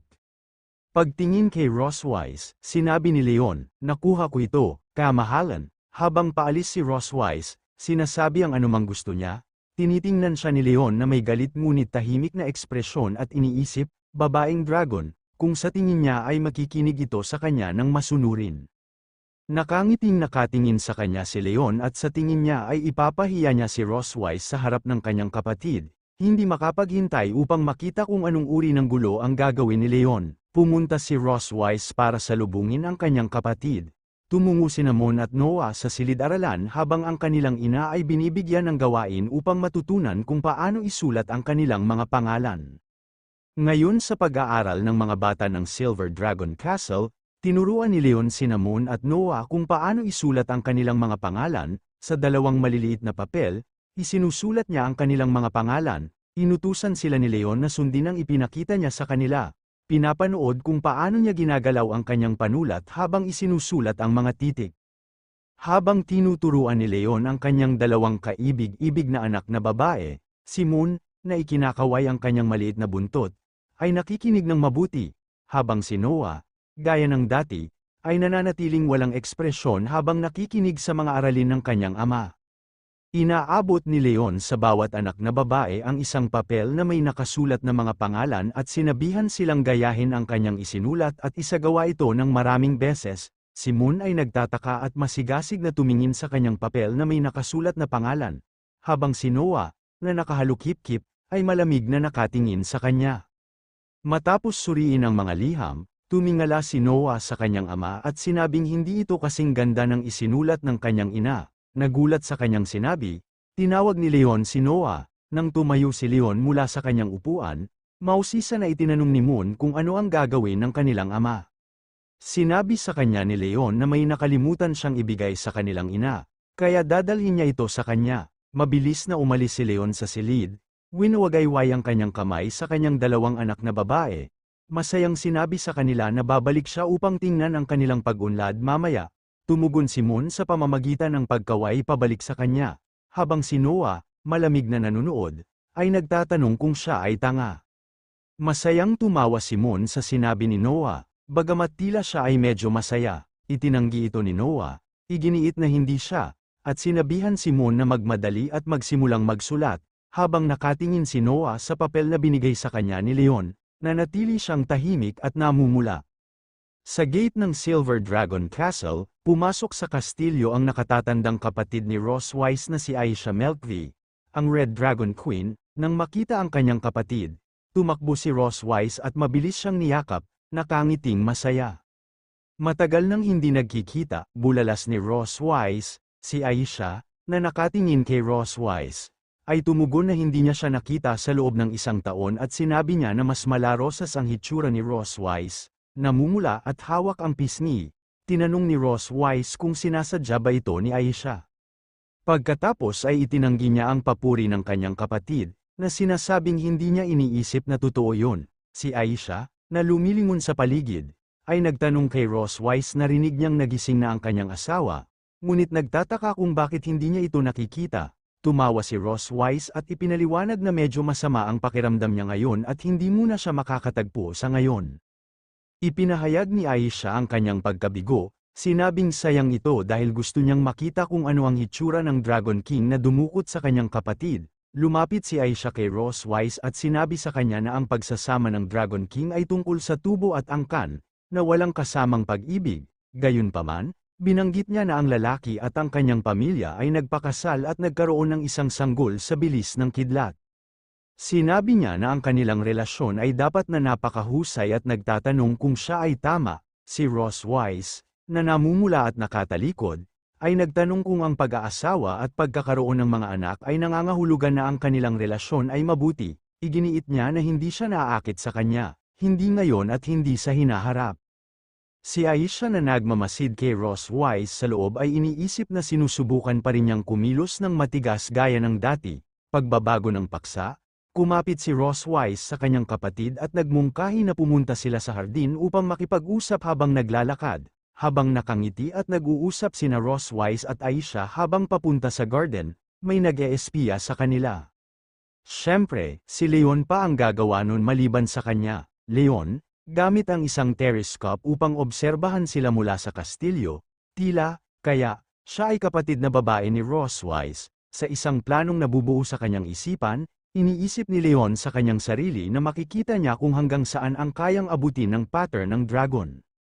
Habang si Ross Wise at ang kanyang kapatid na si Aisha ay dumating sa hardin, sinabi ni Aisha kay Ross Wise na ang angka ng dragon ay medyo hindi matatag kamakailan, lalo na sa pulang apoy na Dragon King. Ang taong yun ay napaka-aktibo kamakailan. Idinagdag niya, nang marinig ang kanyang mga salita, nagbago ang ekspresyon ni Ross Wise. Habang seryoso ang mukha, nagtatanong siya, si Constantine ba talaga? Hindi ba siya ang ilang taon nang hindi nagkita? Nagkibit balikat si Aisha, sabi, sino ang nakakaalam? Mainit ang ulo niya, baka gusto niyang samantalahin ang pagkakataong mapalawak ang teritoryo niya. Biglang kumikinang ng maliwanag ang marka ng dragon sa dibdib ni Ross Wise. Nagulat sa biglaang tugon mula sa marka, nanlaki ang mga mata ni Ross Wise habang nakatingin dito, napagtantong naka-activate na ito sa oras na ito. Napansin ang pagkagambala ni Ross Wise, nagtanong si Aisha, ano ang mali? Si Ross Wise ay awkward na tumawa at itinanggi na may mali, na hinihimok ang kanyang kapatid na ipagpatuloy. Gayunpaman, si Ross Wise, na may pagkadismaya, ay galit na tumingin sa kastilyo ng pilak na dragon, na nag-iisip, mapahamak na Dragon Slayer. Nagpatuloy si Aisha, na nagsasabi na, kung sakali, kailangan nilang palakasin ang pagtatanggol sa hangganan. Binanggit niya na ipapadala rin niya si Zenlong para makipag-ugnayan sa kanya kung may mga bagong development. Habang nagsasalita ang kanyang kapatid na babae, si Ross Wise ay ginulo ng pattern ng dragon sa kanyang dibdib. Ngumisi ang kanyang mga ngipin, nagpupumilit siyang kontrolin ang kanyang tumitinding panloob na pagnanasa sa ilalim ng impluwensya ng pattern ng dragon. Namumula ang mukha niya habang nanginginig sa epekto ng pattern ng dragon. Ibinalot ang kanyang mga kamay sa kanyang sarili. Naisip ni Ross Wise na ang mga epekto ng marka ay lumalakas at lumalakas. Kung magpapatuloy ito, alam niyang hindi na siya makakatagal pa, at mahina siyang umuungol. Nang mapansing wala na namang pag-iisip si Ross Wise, lumingon si Aisha sa kanya at nagtanong, kung okay lang ba talaga si Little Rose. Pulang-pula ang mukha niya, namumula at nanginginig. Umiwas ng tingin si Ross Wise at tumugo na bigla niyang naalala ang isang bagay na dapat asikasuhin at babalik sa loob ng 20 minuto.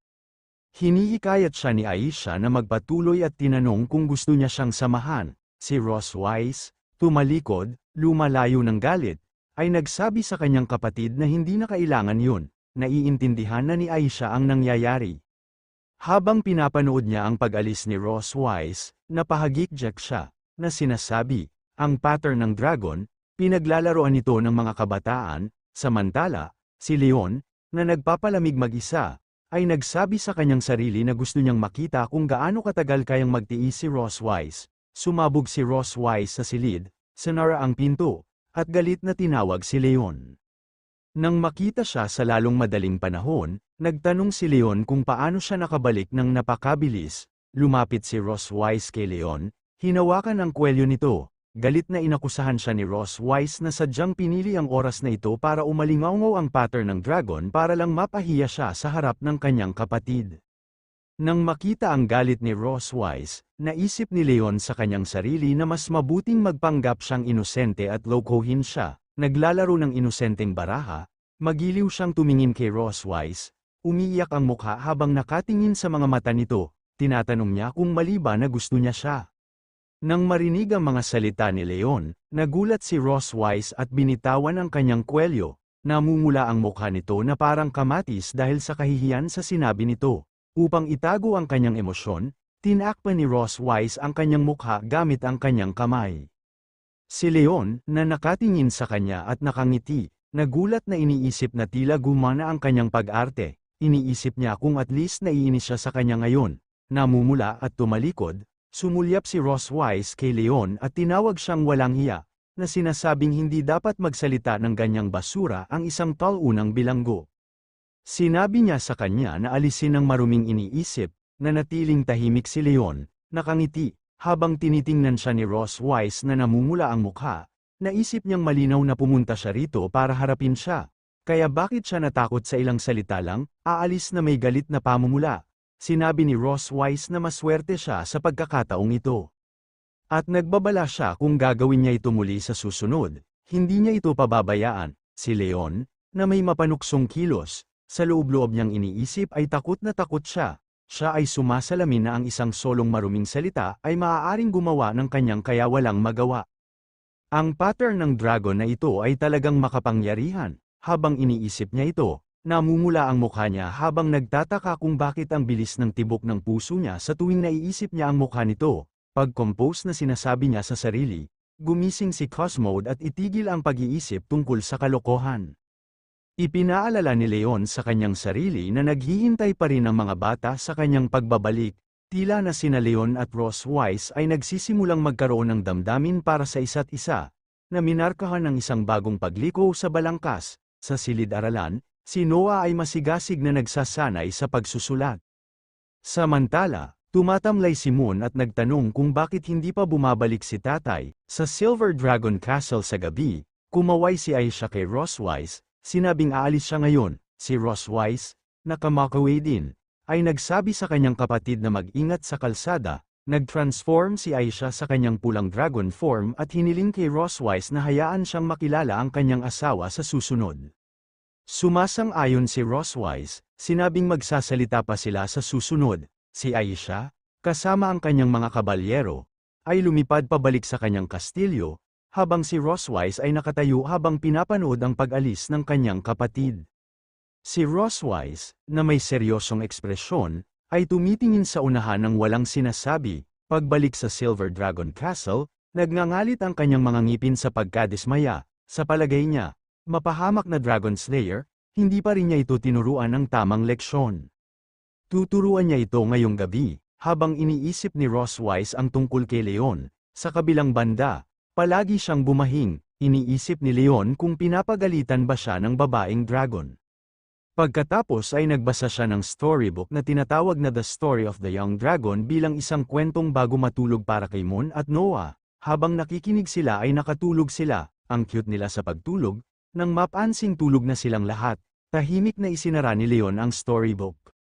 Pagkatapos ay ganap niyang tinakpan ng kumot ang kanyang cute, kaibig-ibig na maliliit na anak na babae, bumubulong, na huwag sipuning, dahan-daang lumabas ng silid si Leon. Nag-iingat na huwag magising ang kanyang mga anak na babae, at marahang isinara ang pinto sa likuran niya. Si Ross Wise, sa galit, ay biglang ibinagsak ang nakasarang pinto gamit ang kanyang kamay ng malakas, na ikinabigla ni Leon. Si Ross Wise, na nakatingin kay Leon na may seryosong mukha, nagtanong kung saan niya gustong pumunta. Si Leon, na may awkward na ekspresyon, ay lumingon kay Ross Wise at nagtanong kung wala na ang kanyang kapatid. Si Ross Wise, na may iniisip at nakangiting-ngiti, ay nagsabi kay Leon na mayroon pa silang mga dapat gawin ngayon. Pagkatapos ay hinawakan ni Ross Wise ang kwelyo ng shirt ni Leon at kinaladkad siya, sinabihan siyang sundan siya. Pinipigilan ni Leon si Ross Wise. Sa kwarto ng Silver Dragon Queen, naghahanda si Leon ng mainit na tubig sa isang maliit na batya at malakas na ibinaba ito sa harap ni Ross Wise. Sa pagtingin sa kanya, sinabi ni Leon kay Roswise na handa na ang mainit na tubig at tinanong kung para saan ang gusto niya. Si Roswise, na inilagay ang kanyang mga paa sa harap ni Leon, ay nagsabi sa kanya na siya ay pagod na pagod pagkatapos maglakad buong araw at hiniling sa kanya na hugasan ang kanyang mga paa. Si Leon, na ikinagulat ni Roswise, ay tumingin sa kanya nang may pagtataka na may seryosong ekspresyon. Si Roswise, na mayabang na nakatingin kay Leon, ay nagsabi sa kanya na itigil ang pagsasalita ng walang kaparikon at ito ang kanyang parusa sa kanyang ginawa ngayon. Si Leon, na nagtanggal ng takong, sa pagkabigo, ay iniisip na siya ay isang Dragon Slayer. Ngunit ngayon ay kailangan niyang maging alipin sa paghuhugas ng paa ng isang babaeng dragon. Si Leon, na nakatingin sa mga paa ni Roswise, ay iniisip na ang Moldita na babaeng dragon ay talagang marunong magsaya sa sarili. Hindi niya alam kung ilang bangkay na ng mga Dragon Slayer ang naapakan niya ng mga paa na yun. Si Roswise, na napansin ang nakangiting mukha ni Leon habang nakatingin sa kanyang mga paa, ay nagtataka kung bakit siya nakatitig sa paa niya. Si Roswise, na nagulat, ay nag-iisip kung ito ay maaaring isang kasuklam-suklam na ugali. Pulang-pula ang mukha niya sa iniisip, mapaglaro si Leon at biglang inilagay ang mga paa ni Roswise sa mainit na tubig, sinabihan siyang bumaba dito. Si Roswise, na nabigla sa kanyang biglaang pagkilos, ay nararamdaman ang nasusunog na sensasyon ng masyadong mainit na tubig sa kanyang mga paa. Pagkatapos ay sinipa niya ang baba ni Leon, sinabing ito ay masyadong mainit. Habang sinisipa siya, umuubo si Leon ng dugo mula sa kanyang bibig. Malakas na tumama si Leon sa lupa dahil kay Roswise. Si Roswise, na nakatapak sa dibdib ni Leon at malamig na nakatingin sa kanya, ay nagtanong kung sinusubukan ni Leon na maghiganti sa kanya ng kusa. Nagtatanong kung tama siya. Sabi ni Leon, mayabang na nakangiti, na humiling sa kanya na hugasan ang kanyang mga paa. Si Roswise, na namula ang mukha, ay tumingin kay Leon at sinabing tila wala pa siyang mahabang memorya. Si Roswise, dahan-daang hinihila ang kanyang mga paa mula sa dibdib ni Leon patungo sa ibabang bahagi ng katawan nito, ay nagsabi na hindi niya akalaing isang araw ay matapakan siya ng isang dragon. Habang tinatapakan ni Roswise ang kanyang ibabang bahagi ng katawan, hindi mapigilan ni Leon ang sensasyon. Namula ang kanyang mukha dahil sa pagkakahawak ni Roswise, at sa basag na boses, sinabihan niya itong huminto. Si Leon, nabigo, ay nag-iisip tungkol sa nakakahiya ngunit kakaibang komportableng pakiramdam. Si Roswise, na nakadiin sa ibabang bahagi ng katawan, ay mayabang na sinabi na gusto niyang makita kung hanggang kailan siya makakapagtiis. Si Leon, na nakatingin kay Roswise na namumula ang mukha, ay iniisip na hindi siya maaaring sumuko sa paniniil ng babaeng dragon. Hinayla ang sarili, sinalo ni Leon ang binti ni Roswise, bumangon mula sa lupa, kumpiyansa niyang sinabi na kumain siya ng trotters ng baboy, trotters ng baka, at trotters ng kambing, ngunit hindi pa siya nakakain ng trotters ng dragon. Nagulat sa sinabi ni Leon at namumula ang mukha, tinanong ni Roswise kung ano ang kanyang ginagawa. Pagkatapos ay masayang kinagat ni Leon ang binti ni Roswise, na sinasabi, ang merienda ngayong gabi, raw dragon claws. Habang kinakagat niya ang kanyang binti, galit na sinisigawan ni Roswise si Leon, na nagbabantang papatayin siya. Kinaumagahan, nagising si Namon at Noah mula sa kanilang pagtulog. Ganap nagising si Noah, ngunit kalahating tulog pa rin si Mon. Sa pagpasok ni Roswise, ang kanyang binti ay natatakpan ng mga benda. Nang mapansin ito, tinanong ni Moon ang kanyang ina kung bakit siya nalalante sa paglalakad. Simpleng sagot ni Roswise, wala lang. Sa gilid ni Roswise, natatakpan ng patch ang pisngi ni Leon.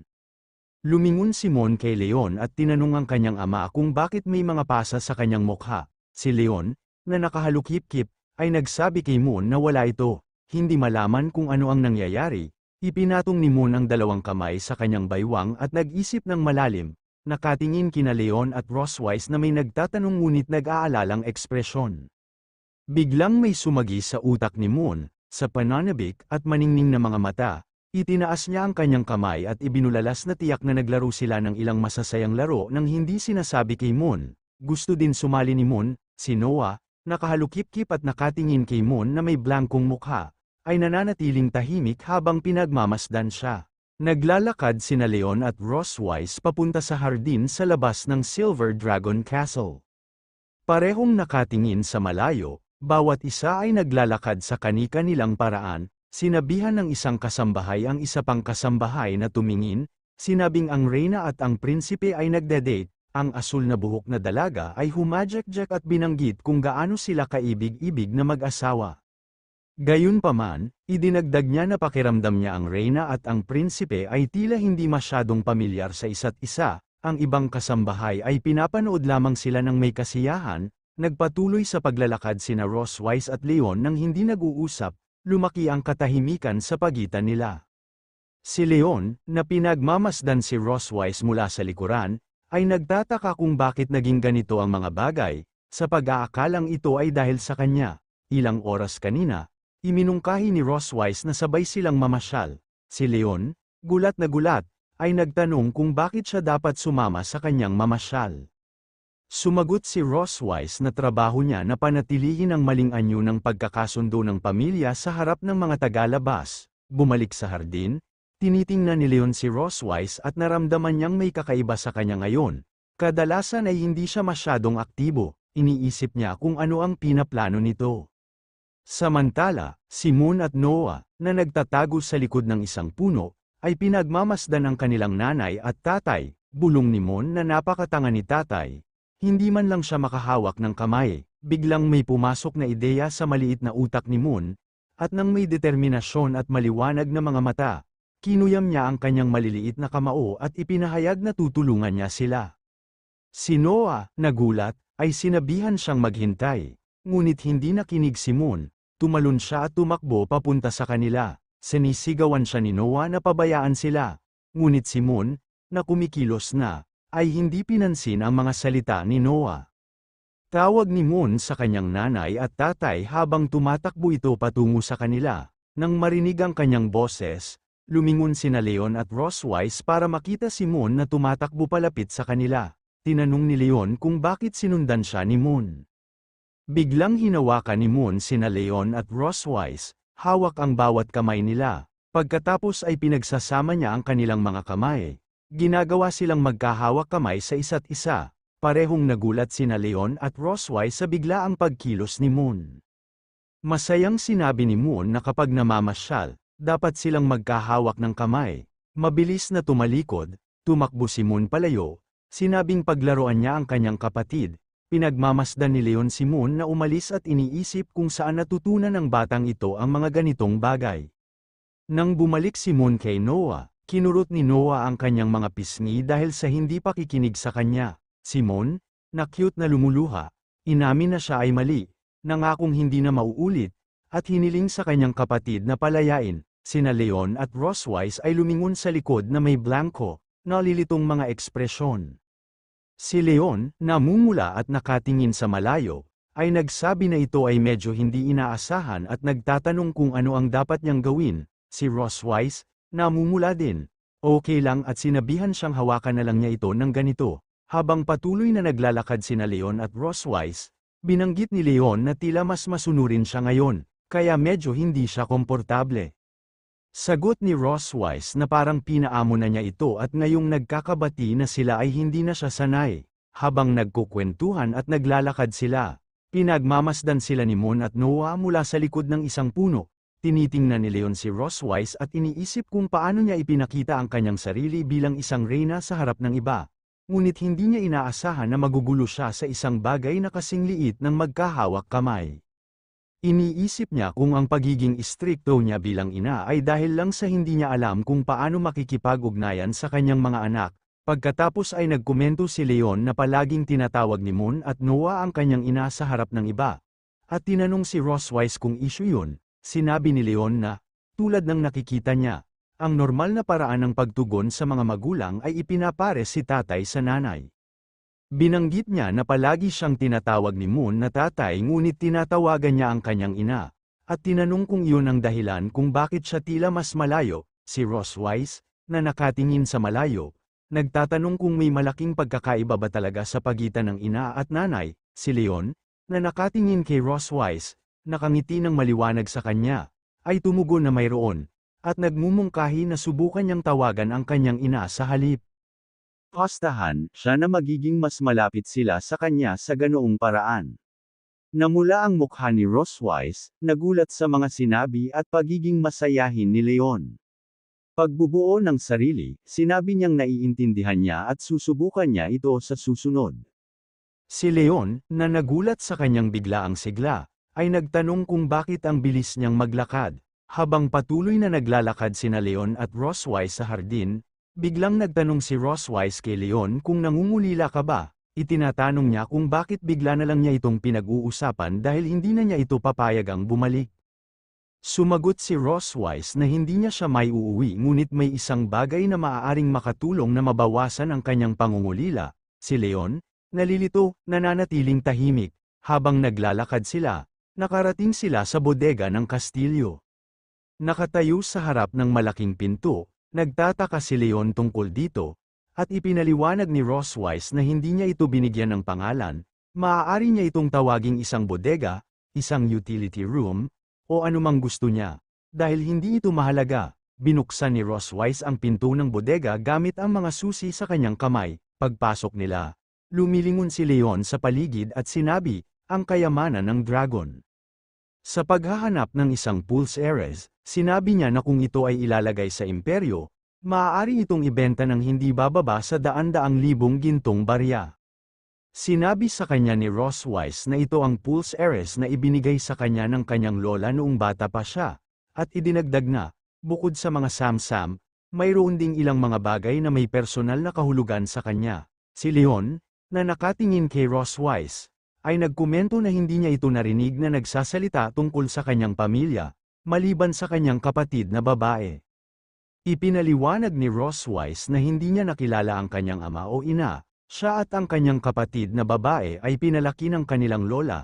Nang marinig ito, sinabi ni Leon na ito ay katulad ng kanyang sariling karanasan, lumaki siya sa isang ampunan at hindi nakilala ang kanyang mga magulang hanggang sa siya ay inampun ng kanyang amo at ng kanyang asawa. Tinanong ni Leon kung bakit niya siya dinala rito para ipakita sa kanya. Si Roswise, na nagbukas ng isang treasure chest, ay nagsabi na mayroon siyang isang bagay na maaaring pansamantalang makalimutan niya ang kanyang mga problema. Nanatiling tahimik si Leon. Nalilito pa rin, nang buksan ni Roswise ang chest, nagulat si Leon, napabulalas, ito ang black gold armor.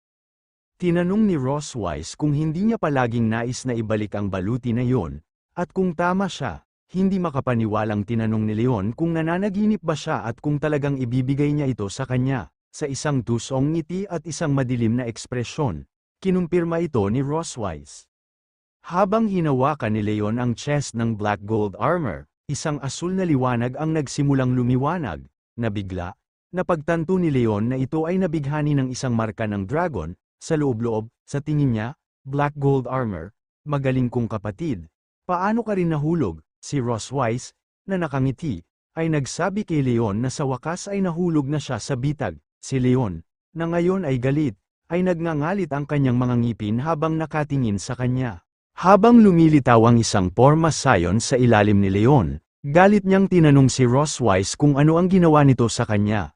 Ang marka ng dragon sa dibdib ni Leon ay nagsimulang kumikinang, tumitindi, nakangiting nakatingin sa kanya si Roswise. Nagre-react din ang dragon mark sa dibdib ni Roswise sa dragon mark ni Leon. Malinaw na si Roswise ang nag-activate nito sa dibdib ni Leon para isulong ang kanilang romance-driven revenge. Mayabang na ipinaliwanag ni Roswise na ikinabit niya ang isang pattern ng dragon sa ibabaw ng kanyang baluti na nagpapaganda ng mga katangian nito. At sa sandaling hinawakan niya ang baluti, ito ay nag-activate. Biglang bumagsak si Leon sa lupa dahil sa matinding pressure sa kanya. Habang nasusunog ang marka ng dragon sa kanyang dibdib, napahawak si Leon sa kanyang dibdib, nanginginig, nagngangalit ang kanyang mga ngipin sa galit, iniisip niya ang kasuklam-suklam na babaeng dragon at napagtanto na siya ay pabaya. Si Roswise, na tumatawa kay Leon, ay nagsabi na ang pinahusay na pattern ng dragon ay nad-oble ang epekto nito. Hawak ang baba ni Leon at itinaas ang ulo nito para salubungin ang mga tingin nito. Mayabang niyang itinanong kung matitiis ba ito ng kanyang mahal na Dragon Slayer. Nanginginig si Leon sa ilalim ng impluwensya ng Dragon Mark, nanlilisik ang mga ngipin kay Roswise. Sa boses na puno ng puot at hinanakit, galit na tinawag ni Leon ang pangalan ni Roswise. Pagkatapos ay itinulak ni Roswise si Leon sa lupa, at sa pagtama niya sa sahig, napahiyaw siya sa sakit, namumula ang mukha ni Leon habang tumitindi ang kanyang emosyon. Frustrated, internally niyang inamin na hindi niya maigalaw ang kanyang katawan, pero mas malakas ang urge sa lower body niya kaysa dati. Umakyat si Roswise sa ibabaw ni Leon, at nang may ngiti, tinanong niya kung sa palagay niya ay wala siyang hinanakit sa pagiging nasakop niya noon. Si Leon, na nakahiga sa ilalim niya, ay walang magawa kundi titigan siya ng galit, dahil nawalan na siya ng kontrol sa kanyang katawan. Sinabi sa kanya ni Roswise na nitong mga nakaraang araw, iniisip niya kung paano siya maghihiganti at ibababa ang kanyang bantay, ngunit hindi niya inaasahan na madali siyang malinlang. Lalong namumula ang mukha ni Leon habang lumalaki ang kanyang panloob na pagnanasa, na pinalakas ng marka ng dragon sa kanyang dibdib. Nang marinig ang mga salita ni Roswise, galit na bumulong si Leon, ang babaeng dragon, sa pagkabigo. Namumula rin ang mukha ni Roswise dahil sa matalik na sitwasyon, at mapanuksong tinanong niya si Leon kung hindi ba masyadong mahusay ang kanyang kakayahan sa pag-arte. Habang patuloy na nangingibabaw si Roswise sa katawan ni Leon, galit na sinisigawan siya ni Leon. Tinanong niya kung kasinungalingan ang lahat ng sinabi nito sa kanya ngayon, tungkol sa hindi pagkikita ng kanyang mga magulang at pagpapalam kay Moon na tawagan ang kanyang ina at hawakan ang kanyang kamay. Itinanggi ito ni Roswise, sinabing totoo ang lahat, ngunit hindi nito binabago ang kanyang gagawin sa kanya ngayon. Habang tinatanggal ni Roswise ang kanyang mga damit, tinanong niya si Leon kung ano ang sinabi nito sa kanya noon kung gusto niyang manakop. Palibhas ay hubot-hubad at nakatingin sa naguguluhan na mukha ni Leon. Ngumiti si Roswise at ngiting inamin na talagang gusto niyang manakop. Papalapit kay Leon, hubad na umaakyat sa kanya. Tinitigan niya ang mga mata nito at mapanuksong itinanong kung handa na ba ang kanyang mahal na asawa. Si Leon, nabigo sa sitwasyon, ay nananatiling walang magawa. Alam mong lahat kung ano ang susunod na mangyayari. Habang ipinatong ni Roswise ang kanyang mga kamay kay Leon. Kaya't sumulong tayo. Makalipas ang ilang sandali, si Leon, na may umiiyak ngunit traumatized na ekspresyon, ay nag-isip sa sarili, sa wakas, ito ay tapos na. Si Roswise, nakasandal sa kanyang dibdib kay Leon at nakatingin sa kanya ng magiliw na mga mata at ngiti. Ang buntot ni Roswise ay pumulupot kay Leon. Pinapanatili siyang nakagapos at hindi makagalaw. Pinagmasdan ni Leon ang kanyang ngiti, nananatiling tahimik. Si Leon, na nakatingin kay Roswise na may malamig na boses, ay nagtanong kung ano ang kanyang ginagawa. Biglang hinawakan ni Roswise ang mukha ni Leon at sinabing kumpara sa 2 taon na ang nakalipas, medyo kumupas na ang mga galaw sa kanyang mukha. Pero mas mukha siyang haggard, suot ng mga pabago-bago ng buhay, na may higit na sarap ng isang mature na lalaki. Hindi natinag sa kanyang mga salita, sinagot ni Leon na sinusubukan niyang paglaruan muli siya, at hindi siya mahuhulog dito sa pagkakataong ito. Bilang tugon, bahagyang ngumiti si Roswise kay Leon. Si Roswise ay tumingin pabalik kay Leon. Sinabi niya na siya ay naging mas matalino. Si Leon, na agad na naghinala, ay lumingon kay Roswise na may nagtatanong na tingin habang nag-aalangan, huminto sa kalagitnaan ng pangungusap na may ngunit. Si Roswise, na namumula ang mukha, ay tinatawanan siya at sinabi na ang kanyang kalusugan ay hindi kasing ganda ng dati. Nang marinig ang kanyang mga salita, nanlaki ang mga mata ni Leon sa gulat, pakiramdam na parang gumuho ang universo sa paligid niya. Para siyang nawala ng kaluluwa sa isang pangungusap lang ni Roswise, namutla ang mukha nito. Naiisip ang mga sinabi nito na nagpapahiwatig na hindi na siya katulad ng dati. Ang imahinasyon ni Leon ay umiikot, na binibigyang kahulugan ang sinabi ni Roswise na nangangahulugang hindi na siya kagaya ng dati. Habang tumatakbo ang kanyang mga iniisip, lumalawak ang kanyang panga. Hindi na siya kasing galing ng dati. Sa wakas ay sumigaw ng malakas si Leon, na nalulula sa kanyang mga takot habang tumatakbo pa rin ang kanyang imahinasyon. Kinabukasan sa Silver Dragon Castle, lumitaw si Leon sa pituan na may maitim na bilog at eyebags sa ilalim ng kanyang mga mata. Habang binubuksan ni Leon ang pinto, ibinalita niya na darating siya. Pagpasok ni Leon sa silid, nadatnan niya sina Roswise at Noah sa loob. Nang makita siya, humalukip-kip si Roswise at binati siya ng magandang umaga. Si Ross Wise na may mapanuksong tono, nakangiti habang sinasabi niya na parang hindi siya nakatulog ng maayos kagabi. Si Leon, na nagngangalit ang kanyang mga ngipin sa galit, ay sumasagot na ang lahat ng ito ay dahil sa kanyang sinabi. Si Ross Wise, tumatawa, nang aasar na sinasabing wala siyang maalala. Mula sa gilid, pinapanood ni Noah ang palitan ni Leon at Ross Wise at sa tingin niya, nagsisimula na naman ito. Inilipat ni Ross Wise ang usapan, binanggit na ang entrance exam para sa Street Heath Academy ay napakahigpit at sinabi kay Leon na dapat niyang simulan ang pagtuturo kay Noah sa kaalaman ng dragon ngayon. Habang papalapit siya kay Leon, nakasandal at bumubulong sa kanyang tainga, tinutuya niya ito, na sinasabi na, sa ngayon, maaari lamang niyang ipakita ang kanyang halaga sa ibang mga lugar. Nang marinig ang kanyang mga salita, si Leon, na pinalakas ng galit, ay bumalik na wala siya sa magandang kalagayan kahapon. Sa determinadong tingin sa kanyang mukha, itinuro ni Leon ang kanyang daliri kay Ross Wise at malakas na idineklara na titiyakin niyang makapasa si Noah sa pagsusulit. Gayunpaman, sa parehong oras, nais niyang gamitin ang pagkakataong ito upang makipagpalitan ng isang bagay na may katumbas na halaga mula sa kanya. Sinabi ni Ross Wise na handa siyang sumang-ayon sa kahilingan ni Leon, ngunit binalaan siya nito na hindi ito maaaring maging labis. Mariing tumugon si Leon na ang pangako ay pangako. Tumatawa, umalis si Ross Wise, sinabi sa kanya na dapat siyang mag-aral ng mabuti, at sa isang mapanuksong tono, tinawag niya itong mahal at binalaan siya na huwag masyadong mapagod. Dahil sa galit, sinigawan siya ni Leon, ang babaeng dragon, tapos na siya. Ikinaway ni Ross Wise ang kanyang kamay habang papalayo. Si Noah, na nanunood sa pakikipag-ugnayan, ay nagtanong kung bakit siya nakipag-away sa kanyang ina. Humalukip-kip si Leon, itinanggi ito at sinabing ito lang ang araw-araw nilang komunikasyon. Si Leon, na natatanto na may pagtataka, ay nagtanong kay Noah kung ano ang tawag niya sa kanyang ina. Sumagot si Noah, sinabi niya na ang tawag niya ay nanay. Si Leon, nagulat, ay humakbang palapit kay Noah at tinanong kung sinabihan siyang palitan ang pangalan doon. Pagkatapos ay tinanong niya kung mas gusto niya ang lumang pangalan o ang kasalukuyang pangalan. Si Noah, na nakatingin sa malayo na may bahagyang pamumula, ay tumugon na mas gusto niya ang kasalukuyan.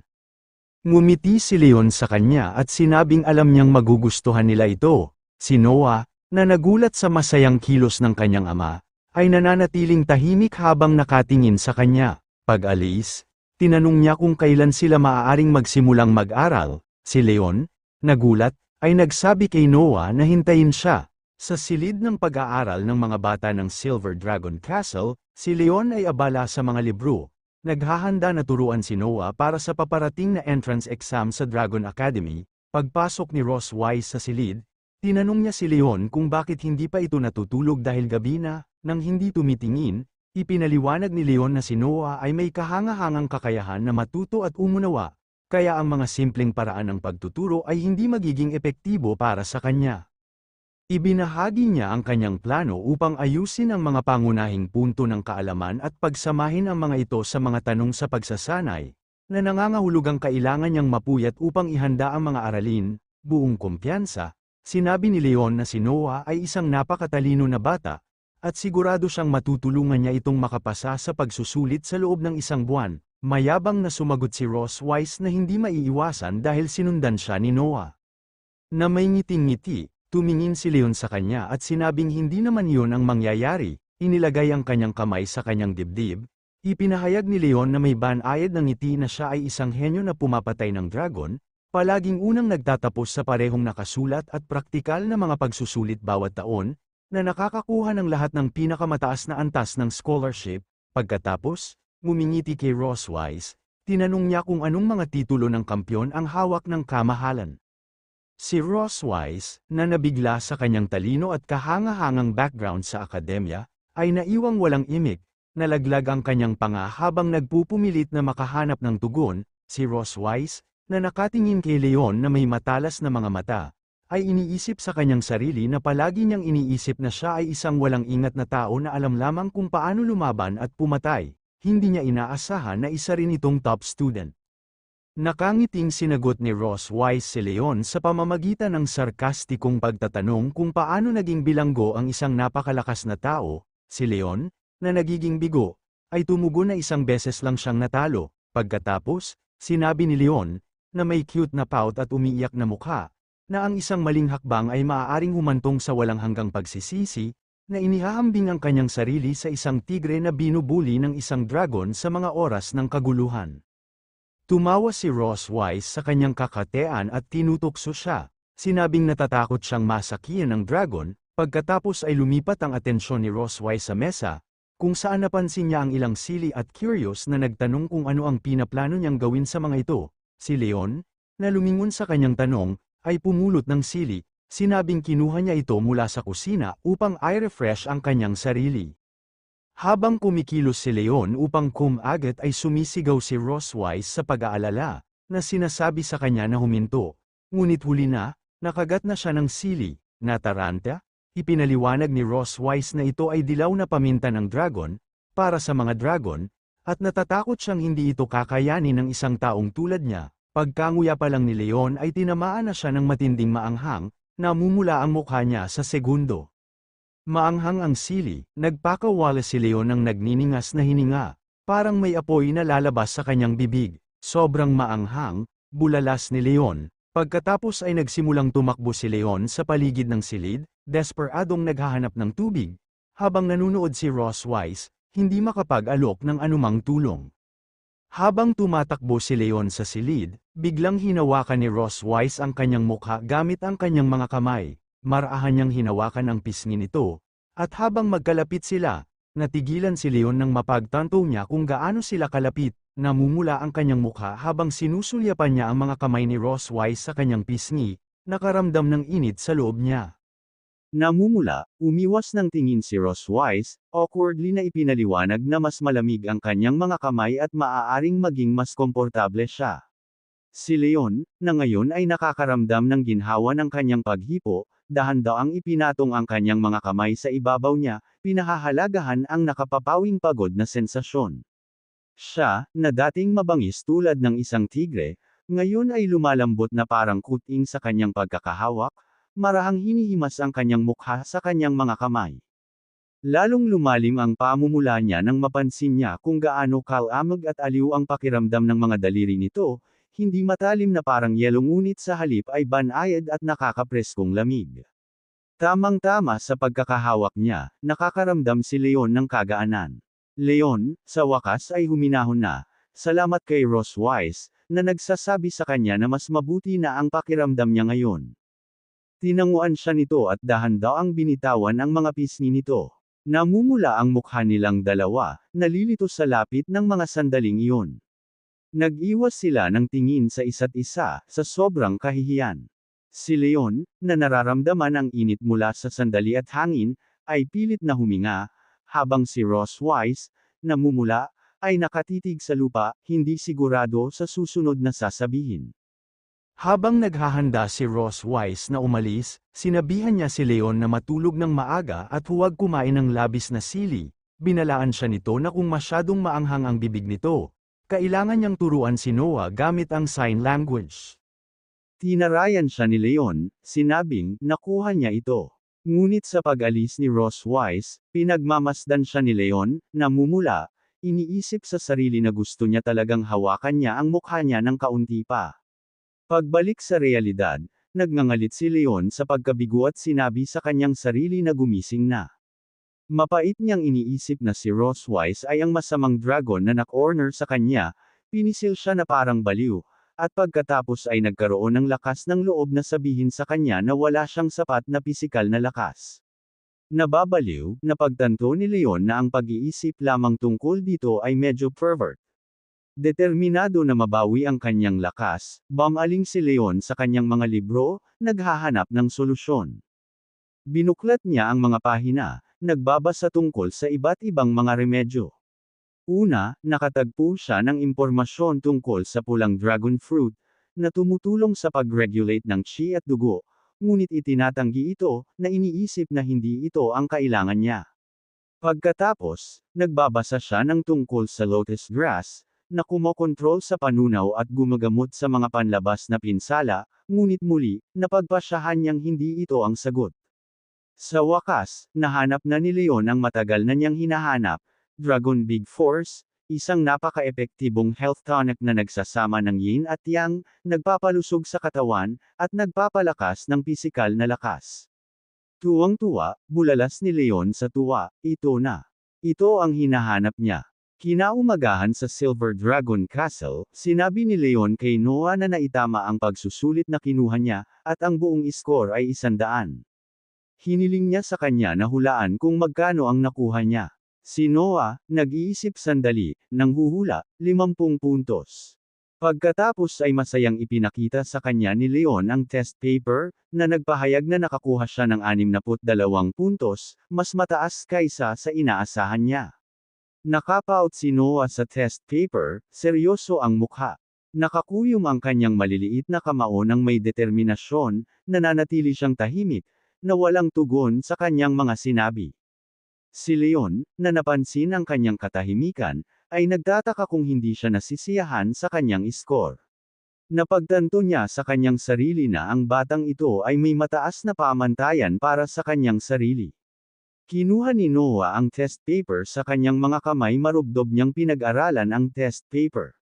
Sa pagtingin sa kanya, naisip ni Leon na si Noah ay dapat maglaro ng walang kabuluhan tulad ni Moon, ngunit sa halip, siya ang nagkusa na pumasok sa paaralan at mag-aral. Leon na may malasakit ng ngiti, marahan niyang tinapak ang ulo ni Noah, sinasabi yun sa kanya ang pag-score ng 62 puntos sa kanyang unang pagsubok ay medyo kahanga-hanga. Si Noah, na nagulat sa pagmamahal ng kanyang ama, ay bahagyang namula.